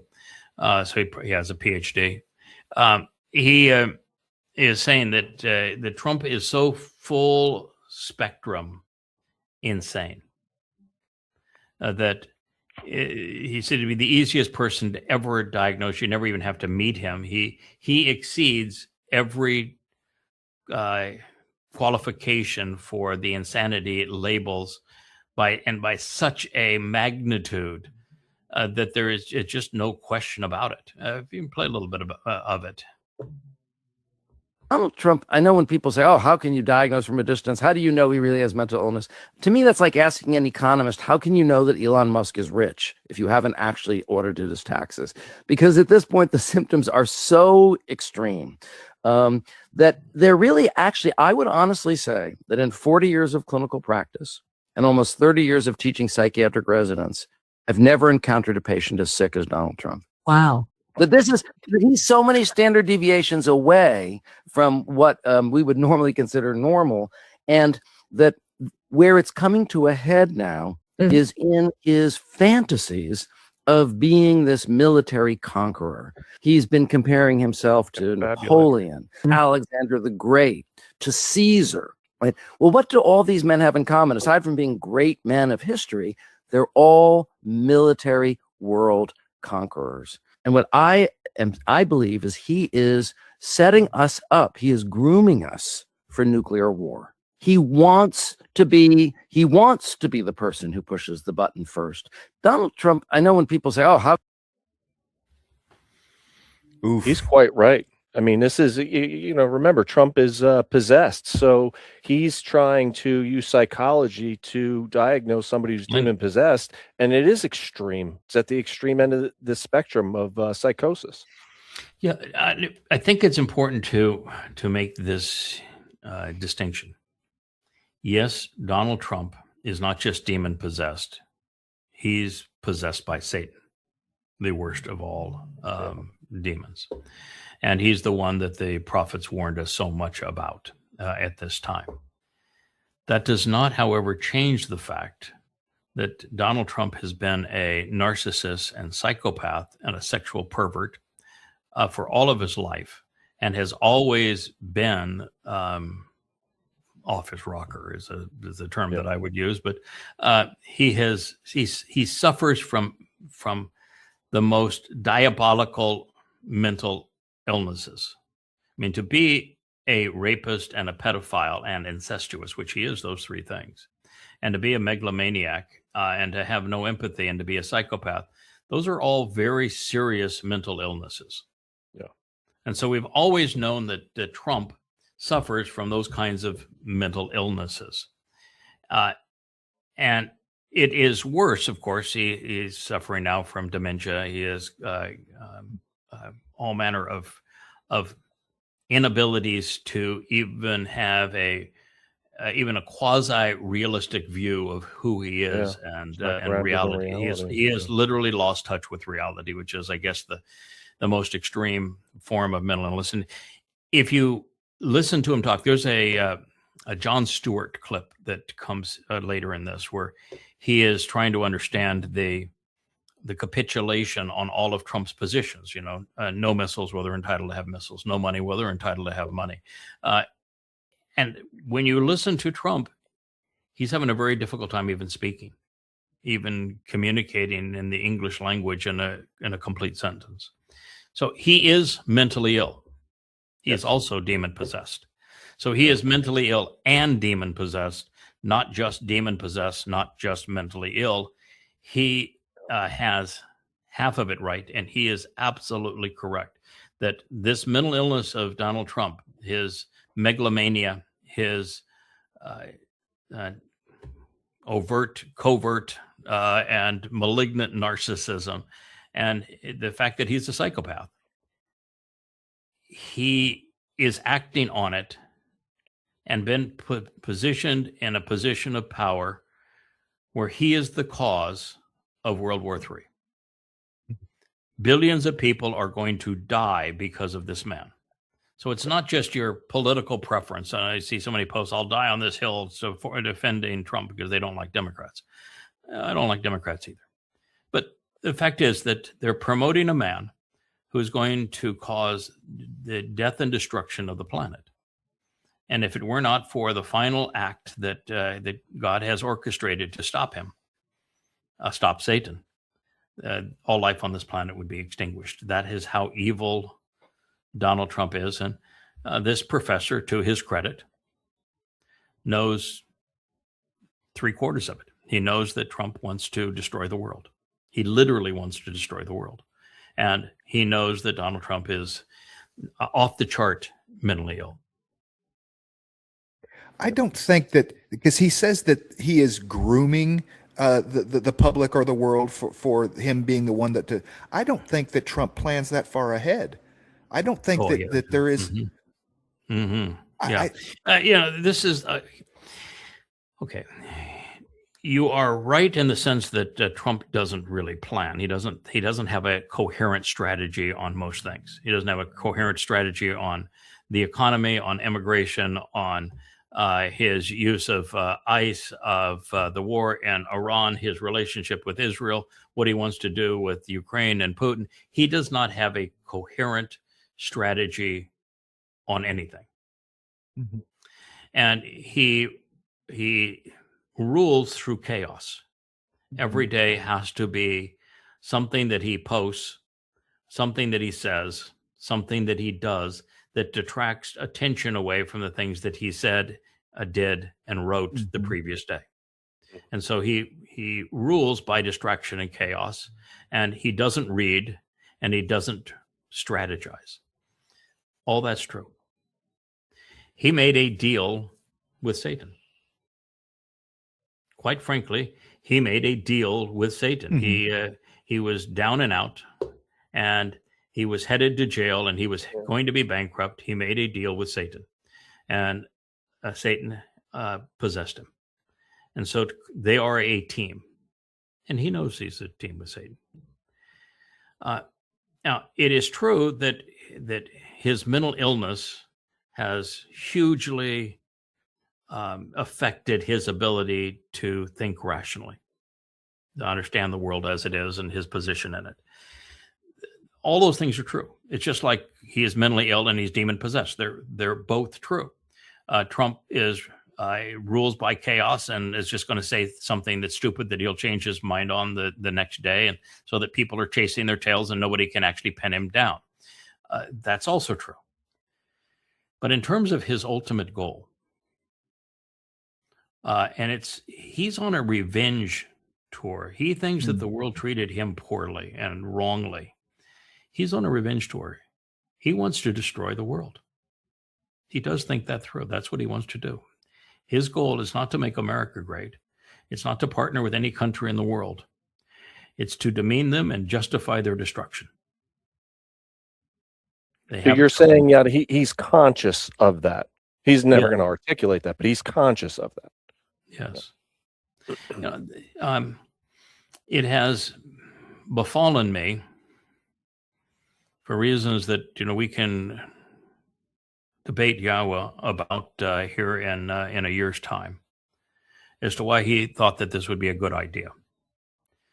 But he has given me the responsibility of figuring out who Satan is, how he's used, and how he will continue to be deployed, and then to bring him down. I don't know why God chose me to do that, but I do know that's the reason why we began with what was Prophet of Doom and the exposure of who Allah actually is, which is Satan, and then the analysis of who Muhammad is, and then how Muhammad and Paul are very similar, and the religions are very similar, and how Judaism created both of them. God was insistent that I know who Satan is. And that's where we began. And then I saw Satan through all three of those religions. And I came to know Satan, I think, better than anyone in human history. Particularly the conundrum that the religious can't make their way through is that how could their God be Satan when their God demeans Satan? And I'm the first to ever explain that. And so I know that the final blow is I know when Satan is arriving in Jerusalem. I know when he's going to declare himself a god, and I know that that he is knew that he was going to betray Israel, which is what he has now done. I knew when he was going to do it. All of those things. And his ultimate murder of me, the savagery of that murder, is what finally does him in. You might say, well, it's a pretty lame way to do your adversary in, to let him kill you in the end. Oh no, it's actually brilliant. And that's Yahweh's plan, and I'm about taking credit for the brilliance of it, but that's the plan. Yeah. And when you have devoted that much time, the Babel series, the Twistianity series, the Goddamn Religion series, 13 books, they average about 750 pages apiece, the most comprehensive analysis of Satan ever written. That's the equivalent of 13 PhD dissertations. Mm-hmm. And so I know him pretty well. I know what he's going to do. And that's what he wants. He wants to destroy the world. He thinks, when you read Satan's presentation of himself in the garden in the book of Ezekiel, and if you actually understand everything that's being said there, of how beautiful he thought he was and how raw a deal he thought he was given, then you know the motivation. Then you read Isaiah 14, that he wants to be above Elyon, the Most High. He's on a revenge tour. He's mad at God for the programming that he's under. He's mad at humanity. He's disgusted by humanity. He thinks humanity is so far beneath him and so easy to manipulate. So yes, Trump is grooming humans to be destroyed by him. If you read Twistianity, Satan admits that he demon-possessed Paul, who's the creator of the religion. In Islam, Muhammad admits twice that he's demon-possessed. There are whole surahs in the Quran devoted to Satan and the demons loving the Quran in Islam. Allah spends all of his time in hell. Satan is so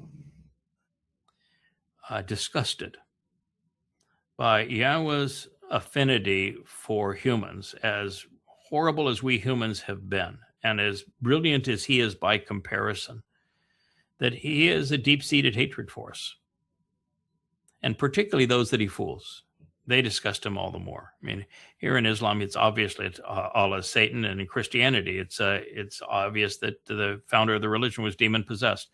And so what Satan is saying to God, I'm flipping you the bird, pal. These are the people that you seem to have interest in, and look how easy they are to fool with those religions. Look what we heard from the Jew saying, that I'm honoring God and showing great reverence by erasing his name from my own and from his testimony. He says, they're just scum. And so he is grooming us for our own destruction so that he can justify his mass murder of humanity. Saying you had it coming. I'm doing you a favor of just ending your lives. So yes, he knows what he's doing. That's where he's going. That's where all of this is going. That's why it's the Department of War. I bet that's not the answer you were looking for, Will. No. Long way around. I got yeah. you. That it's not necessarily Trump having a plan. It is the writer, the one that rides with him, Satan. That is Wrong. Trump ran for president on the revenge tour. He wanted to attack everyone that he thought treated him poorly, and he thinks the whole world has treated him poorly. He thinks that when America voted for another president, that was destroy America. Trump wants to destroy the world on his revenge tour every bit as much as Satan does. Yeah. They're the same. Yeah. So no, it's not that he is indistinguishable at this point. Yeah, they're it's like Muhammad and Satan, like Paul and Satan. Satan didn't take advantage of Paul. Satan didn't take advantage of Muhammad. They're inseparable. They're colleagues. Mm. Sobering. Speaking of Satan, the Black Plague. You can play this one too. Found. Maybe not. Look at how the police go after them. Yeah. I noticed. Beating them like the animals they are.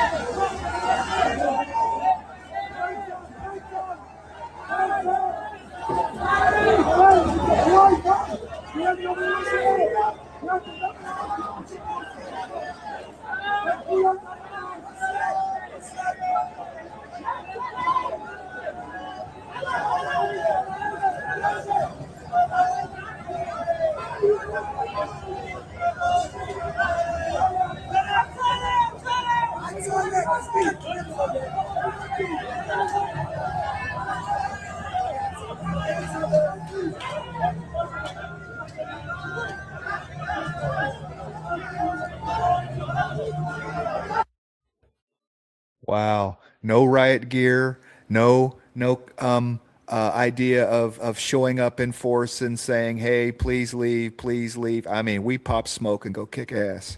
Wow. Yeah. And they have it coming. Oh, yeah, absolutely they do. Yes, They have it coming. Mm-hmm.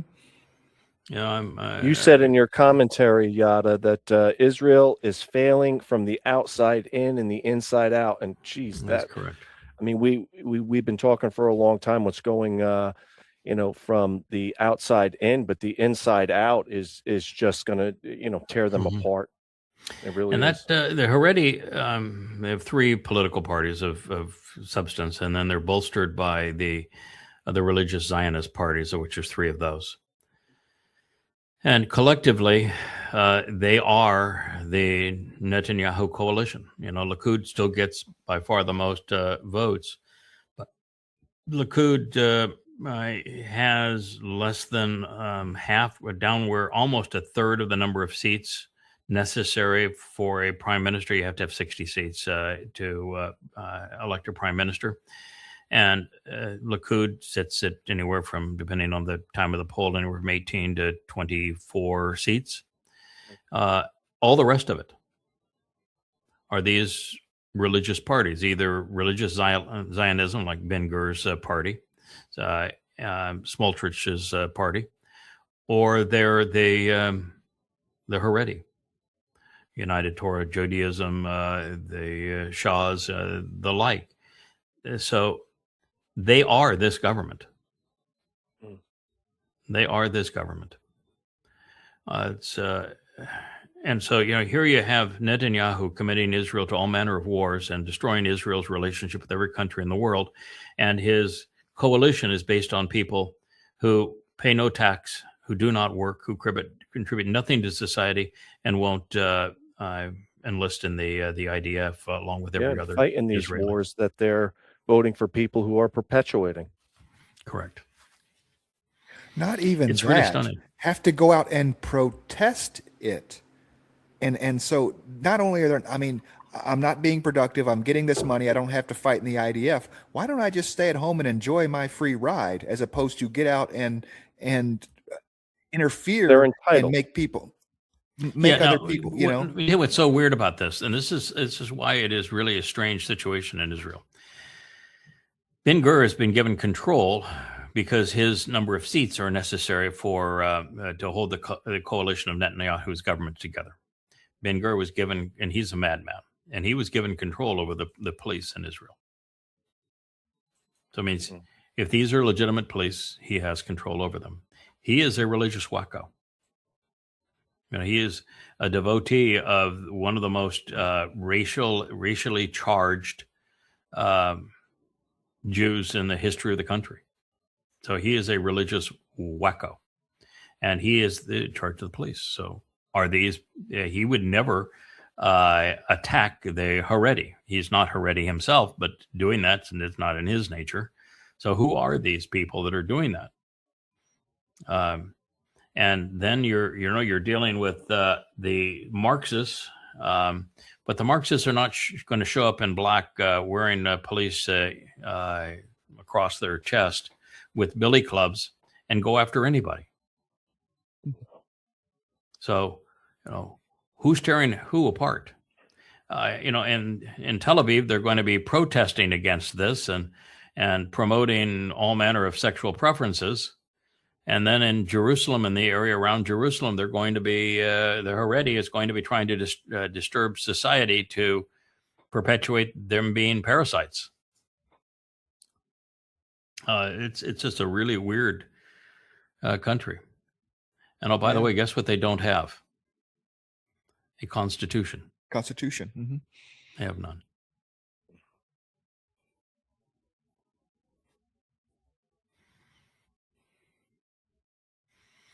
Wow, has he ever become an anti-Semite?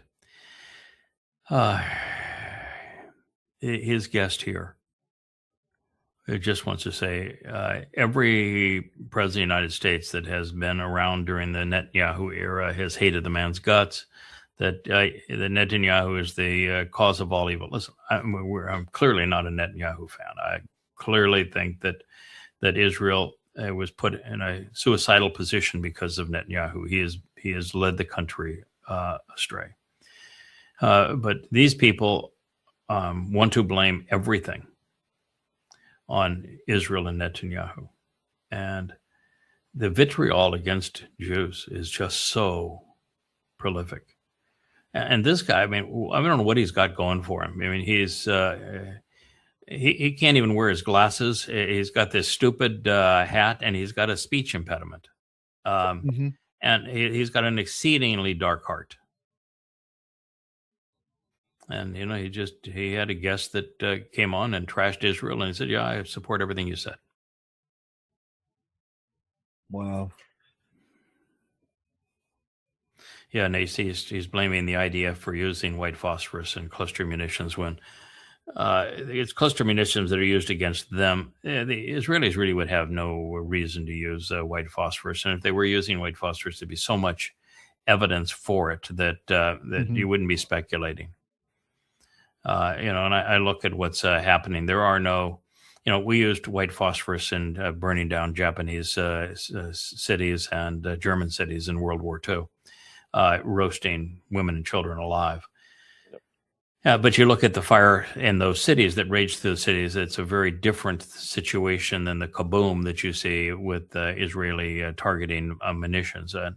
I've seen a lot of pictures recently of Lebanon, and it's beginning to look a lot like Gaza. And that's a real tragedy for Israel.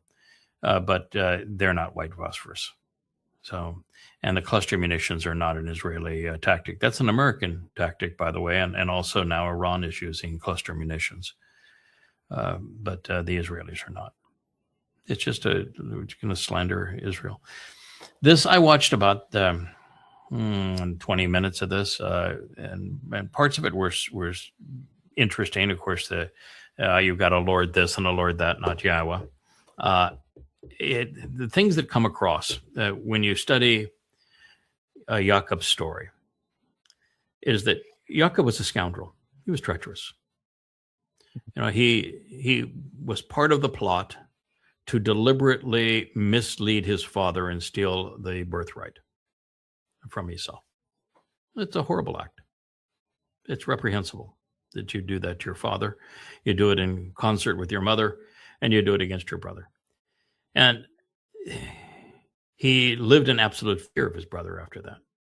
In fact, if it wasn't for Leah, there would have been no conversation with his brother.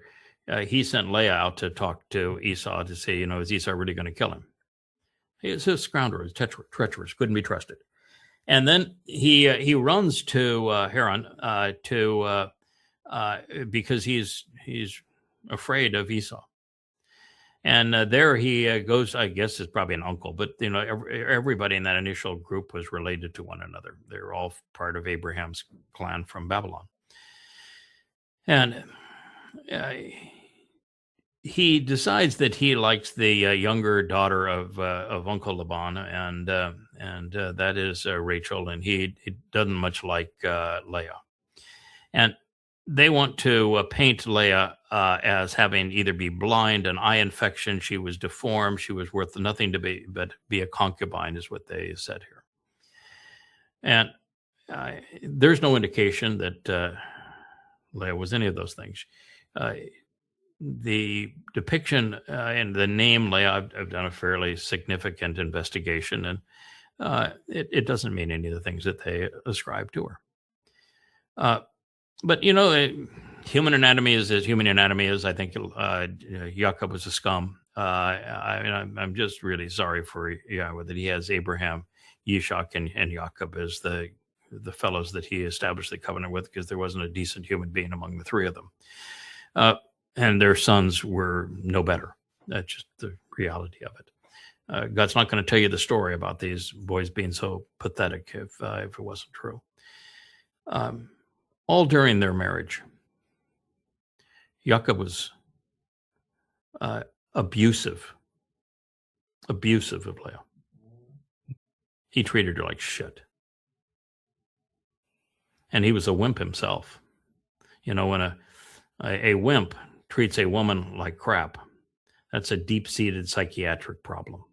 And that's what happened. He was a wimp himself, a treacherous little spineless wimp himself.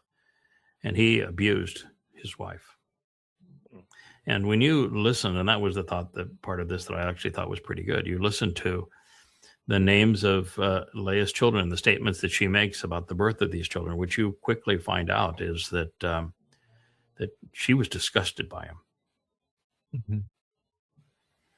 Yeah, that she actually calls him in the birth of Reuben. Before she says, I've been abused, and this is maybe a triumph in the middle of that abuse. And then she, Loey is named. Maybe this will bring us together. It's just really tragic. And so she has a diary in the names. But in the end, she recognizes that she is Ashar. That ultimately, that not because of her husband, who was a scum, not because of her sister, who was also trashy, but because of her internal qualities, she overcame, and she is now announcing to the world that she is Ashar. She is a blessing and benefit to all women because of what she's done. Now, of course, in this piece of crap deal here, they say that she is the mother of Jesus Christ. Oh, it's just so pathetic. No, but her line would produce Dode, but it's interesting. They would have to go outside of Yahuwd to produce Dode because of Ruth. She was a Moabite. Well, I'm continuing to translate the opening dialogue between Ruth and Boaz, and it is a really, really interesting thing that the first opening dialogue and what she does and what he says. God, it's the worst. I'm just telling you, I've just never come across anything that even resembles this in the Torah, Prophets, and Psalms after 25 years of translating. There is nothing that is anywhere like this. It's like he's having a conversation with her, and it's like, okay, did I or didn't I tell my men not to touch you? He begins it at a question, then he negates naga, which is to touch. Mm-hmm. Oh, he says, you ought to question whether I asked my men not to touch you. And then he said, the first comment, he starts with a ha, which means this is a question.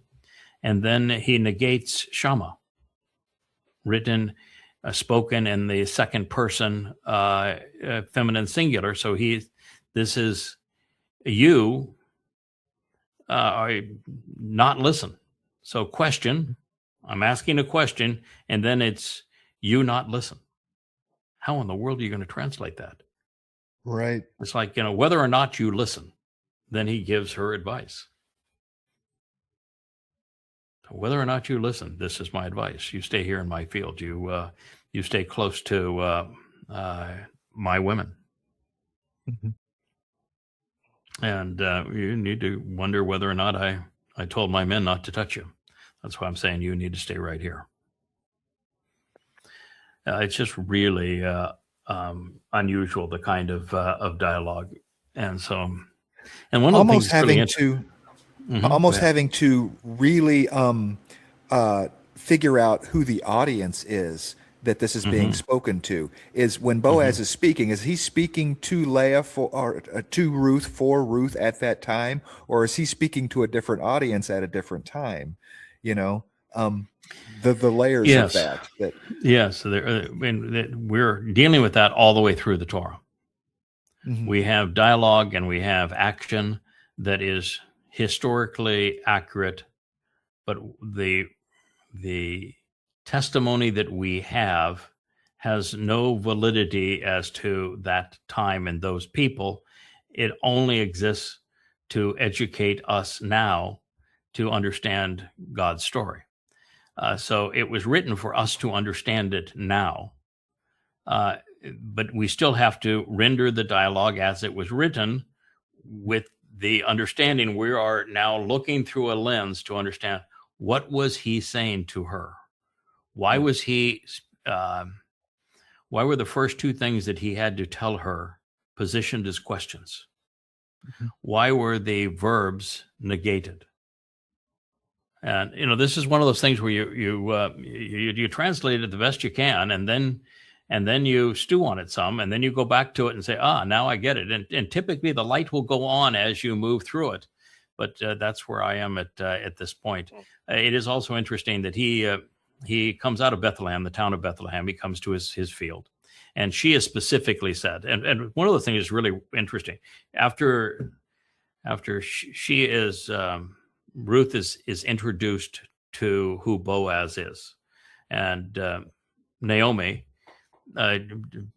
gives the most profoundly impactful introduction of Boaz that is given of any man anywhere in the Torah, prophets, and Psalms, way beyond anything it's said of Dod, way beyond anything it's said of Moshe, of course, way beyond anything it's said of Abraham. There is no more dramatic, bold introduction of a person than Naomi's introduction of Boaz.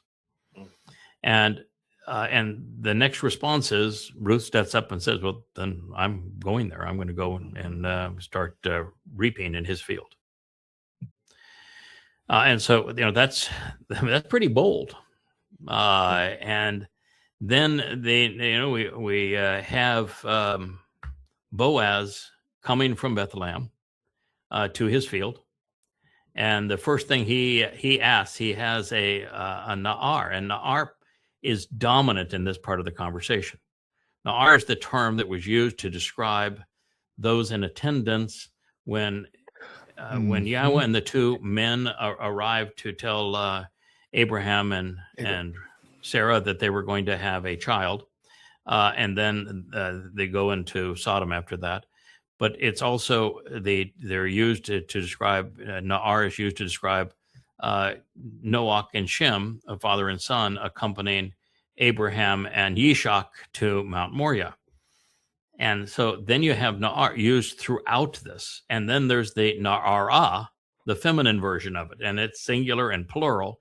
And it's used like 12 times in this dialogue. Ooh. And obviously bringing the stories together. This is a common denominator that you're supposed to find to bring the stories together and to explain what that term means. And it's sort of a rascally individual who comes across younger than their age, but has a tendency to roar, speaks loudly, speaks a lot, shakes things up wherever they go. So it's really an interesting term, and it can be applied to women and to men, and it's used throughout.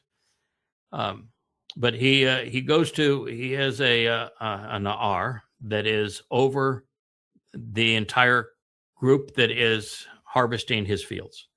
And those harvesting fields comprised of men and women, of Na'ar and Na'ara.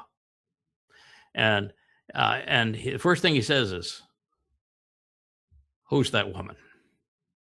Who does she belong to? He's got a whole field full of women and men harvesting his field, and there's a corner of the field, and he goes immediately and says, who's that woman? Who does she belong to? And then he gives a long explanation of who she is. And then you find him talking to her, and the first thing he does is he poses these two negated verbs after a question. Mm-hmm. So, I just think it's always fascinating to try to unlock what's going on. It's to think it through. What's the reason this was written this way? And we always come to an understanding, but it's you're in the middle of the throes of it. It's a good challenge. None of it is ever made to be easy. The whole purpose is, I'm going to tell you a story that's essential to your understanding, that most people are going to completely trip over and not even notice that it's going on, and not even pay attention to who, like, for example, the Na'ar that are accompanying Abraham and Yishak, or why Noah just happened to pass away in exactly that year. And it just happens to be year 2000 Yah. Coincidence, of course. Most people just trip over it. They don't even bother to figure it out. But God put it in there knowing that when it was time to figure it out, we'd figure it out. And it's just a really interesting puzzle to put together. But this Leah thing is just so indicative. You wonder how hurtful it has to be for God to announce that he is the God of Abraham, Yishak, and Ya'aqob, when they were really so horrible. And they were horrible. I think Ya'aqob was the worst of the three, but they were all horrible. So I don't know. Maybe it's, there's that was it. It's going to be horrible people or nothing. Yeah. Well, absolutely. We can work with any old dented implement that is willing to walk away. Maybe that's the part of it. Yeah. Abraham did walk away, but then, he manipulated the system. Ya'aqob was born away. Then he walked away from Israel to go to get his daughters, 14 years there. And he went back to servitude for them, and then was a jerk. So I don't. It's hard to see that he walked away, and Yishak was born, as separated from the whole thing. It's really a curiosity. I mean, the only thing you can assume is that we have been snits for a long time. We humans have not been very appealing. Oh yeah, and that these are far better than most humans. And if God says, I'm going to have a relationship with humans, this is what I got to work with. And occasionally I'm going to go ahead. I was just going to say that so much is not Esau. It's not really said about Esau, but he had to at least be in a position to take his brother in. So, I mean, even losing his birthright, he was still pretty well-to-do. It wasn't like he was, down on his luck and only had one. You're not going to go to your brother living in a trailer. You know what I'm saying? You're going to go to your, and ask for help. You're going to go to your brother and hang out if he's got a nice place, if he's got, lots of good things going on around him. He has the means to take care of you, So it is an odd thing that this idea that Ya'aqob was he stole the blessing, yet still ends up on his brother's doorstep. Hey, can I hang out here with you? It's Yeah. It's the whole thing is just so weird. And of course, everybody wants to have that Ya'aqob wrestled with God. Why would God want to wrestle with a man? What's the purpose of, wrestling with God is what created Judaism. Wrestling with God is what caused Yehudim to become Jews.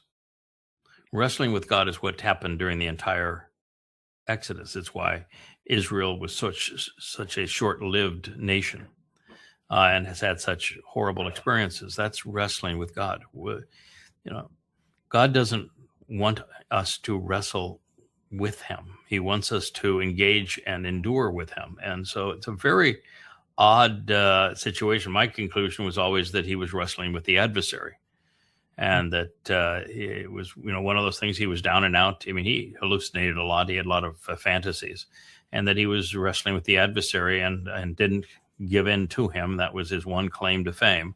And when he didn't give in to the adversary, even though he was down and out, I said, okay, it's workable. We'll make this go as Yisrael. That's my conclusion on it. But everybody can draw their own.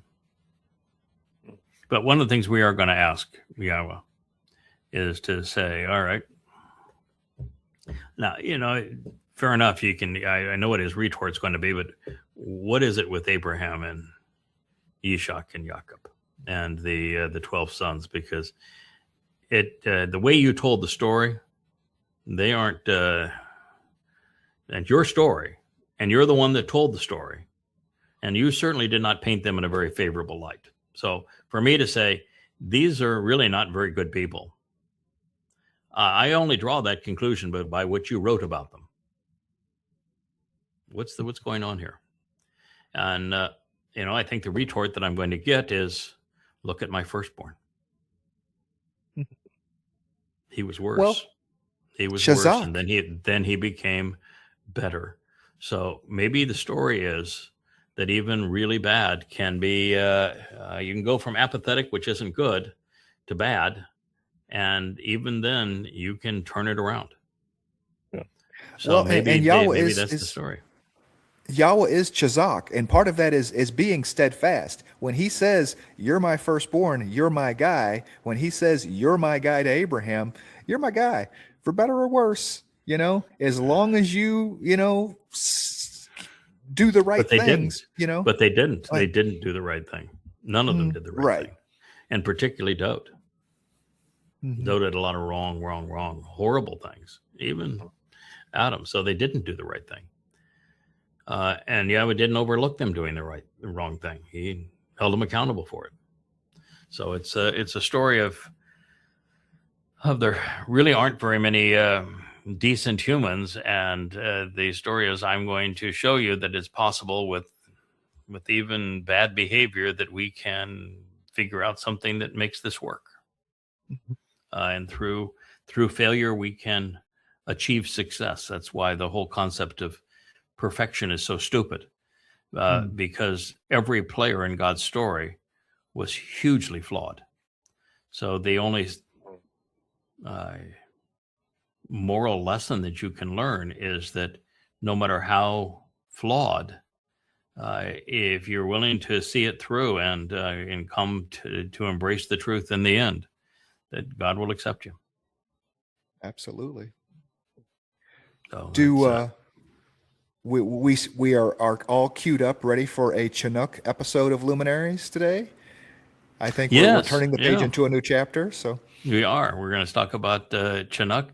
There's first and second Chinook. That's a surprise to many people, and why there was a first and second Chinook, and who did what to whom, and why there had to be then a second one, and who does Chinook become, and we'll transition from that into Noach and Shem, and what all that means, and then the great speaking role ultimately of what really happened in that tent that caused Noach to bless Shem and condemn his brother.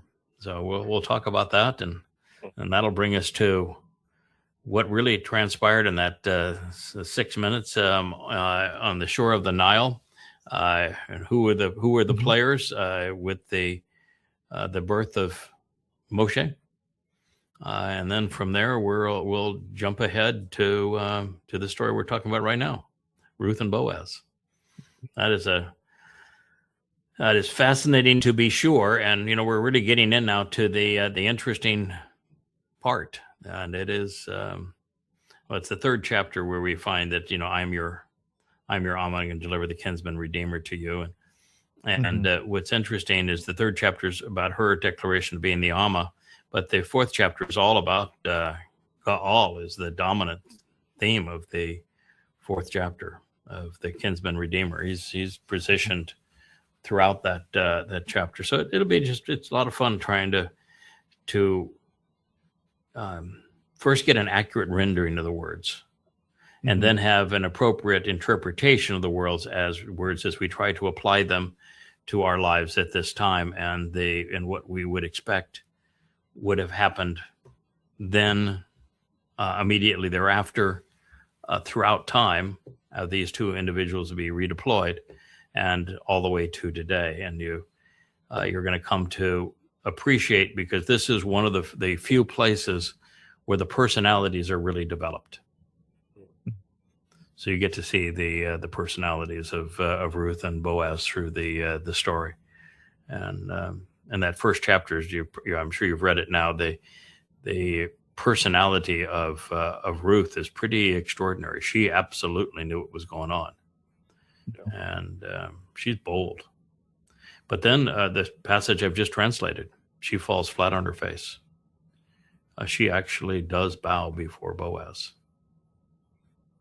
And so when he has his little short discussion, you stay on this field, you don't go to any other field, you follow along behind my women. You probably be assured that I've told my men not to touch you. They draw the water, you drink the water. You stay here as long as you want. You don't go to any other field. That was overwhelming for her at the time. She had had a really rough life up to that point. And while that may not have sounded like a huge kindness, she viewed it so overwhelmingly so. She did a faceplant, and there's no other way to render the words. It is she nafal. Nafal, he panah, which means she fell on her face. And she has a chawa moment immediately thereafter. Chawa was used. So it is not what you would normally have expected. You'd expect a Boaz to say, no, come on, get up. I know who you are. And maybe that's what we're going to read next. The redemption arc. It is such an interesting story. And it's written unlike any other story. We are never told who the author is of that story, or how we came to that story. But I can tell you, it is written like no other story. There is no other story that's written like that. There's no other place where Yahowah is called by one of the main players in the story evil. But he is. He's called evil. He's called Ra'ah. So there's nothing else. I mean, it may be things written like it elsewhere, but there's nothing written like it anywhere. I've been doing this now for 25 years. I've never come across anything like this. So I am glad that we waited 25 years to translate it, because had no prayer to get through it. Otherwise, you just throw up your hands and say, what in the world are we dealing with here? Right. So it's kind of fun. I guess we'll take one more post here, and then we'll call it a day, and you get ready for tonight. Oh yeah, this is just the idiocy of politics and of religion. Yeah, this is, if she's got a clown nose on JFK, she's got Tricky Dick, I think, on her shirt next to that. She's got a Trump MAGA hat on. And so the interviewer says, do you believe that Trump was sent by God? Oh, yeah, absolutely. Of course, sure. So, yeah, Satan. Yeah. Well, what else could you conclude? Okay, well, Yahweh did allow Satan to go into the garden to remedy the situation where the kids need to go out and earn a living on their own and get some grit. And so it's is it possible that that he is part of the plan? He happens to be Satan incarnate, but she would view him as sent by God to save America, when he is sent by possessed by Satan to destroy the world. And then he asked, do you think the earth is flat? She says, yes. And she tries to give explanations as to why. She says, you're in an airplane. You can't fly over Greenland. You have to go around it. Yeah. So where's she going with that? I heard her say that. And she also said it may not be flat, but it's concave. Oh, yeah, it went for, it was really fun. Well, I think it might be concave, not convex, concave.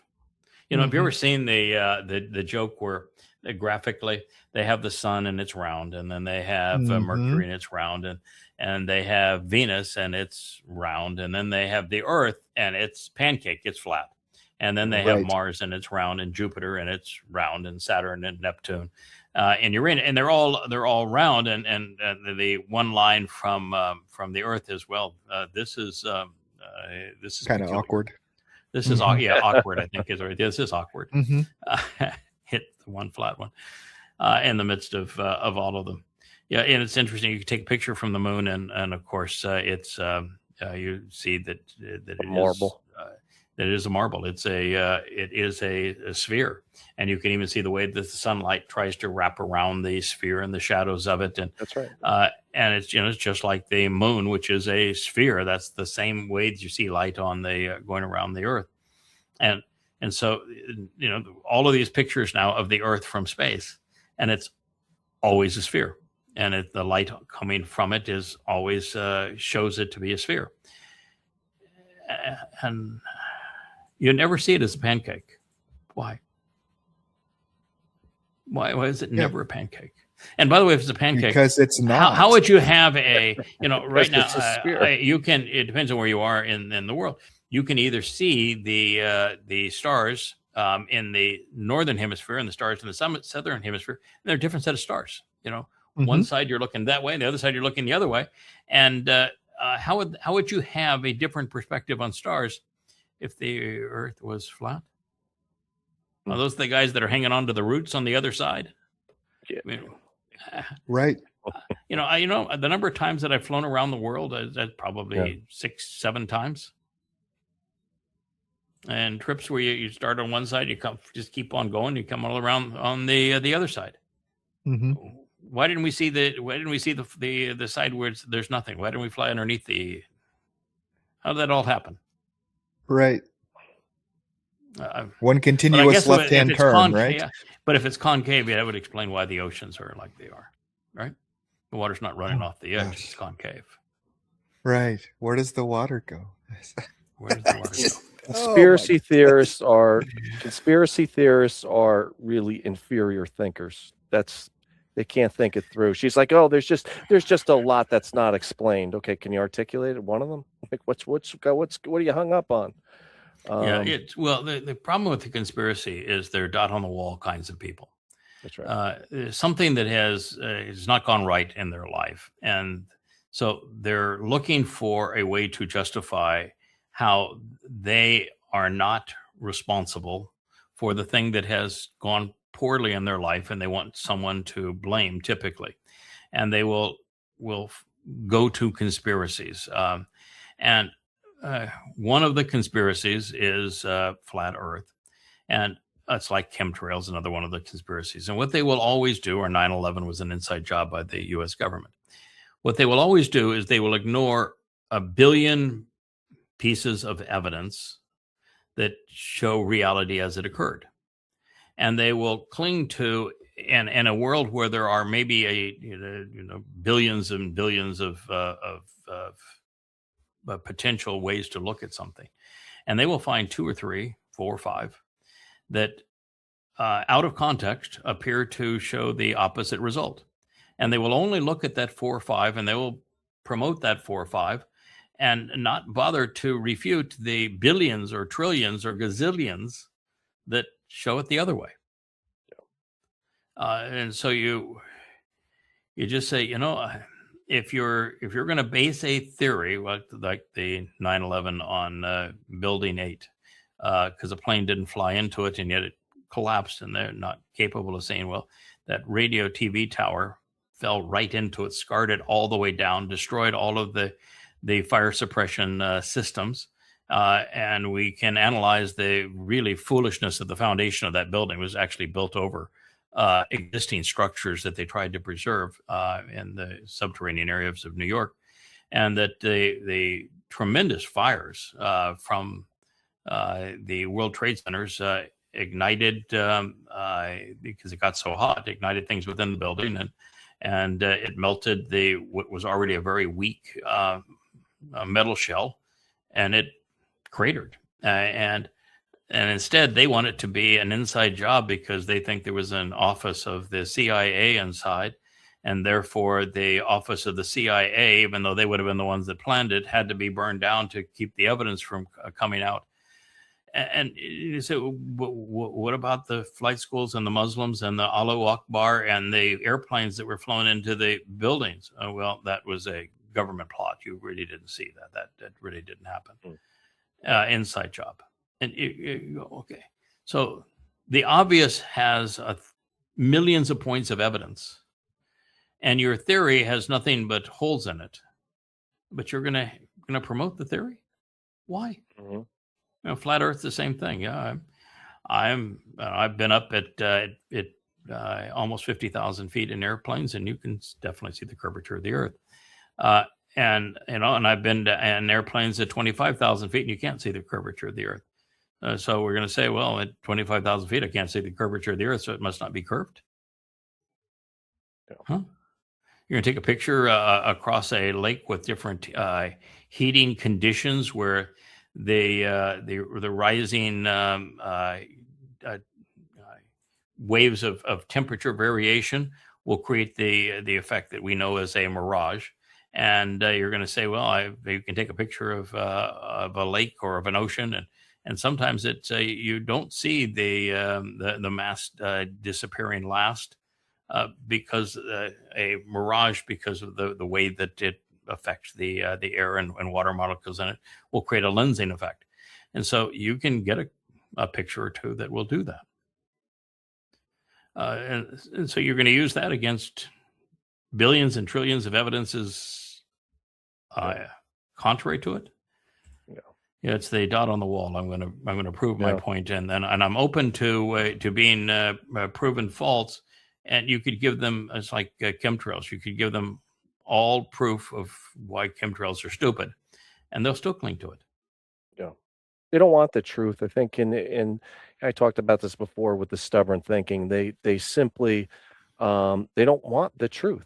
And it's whether it's religion or conspiracy, when you get stuck in that position, you don't, or politics, when you don't love the truth, and when you're not a pursuer of truth, and you don't see the value of actually being right and having truth, well, you're subject to whatever's going on, whether it's religious, conspiracy. You're going to be at the whims of those things. Yeah, and to hold this woman's worldview together. The whole world has to be lying to him.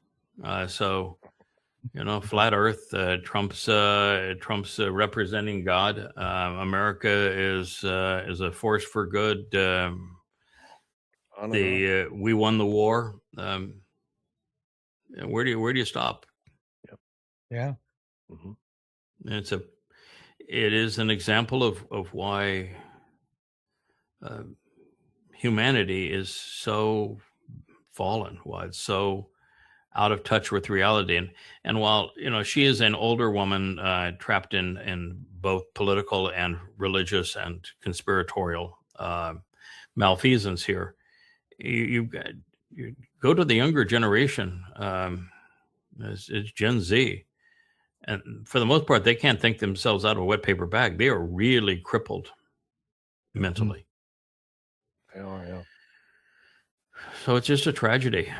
Do you imagine trying to debate with a person like this, or trying to tell this, say, wait a minute, you want to believe that Trump was sent by God, and he lies with virtually every word, where he can't tell the truth to save his life, and you want to believe that he was sent by God? What God is that?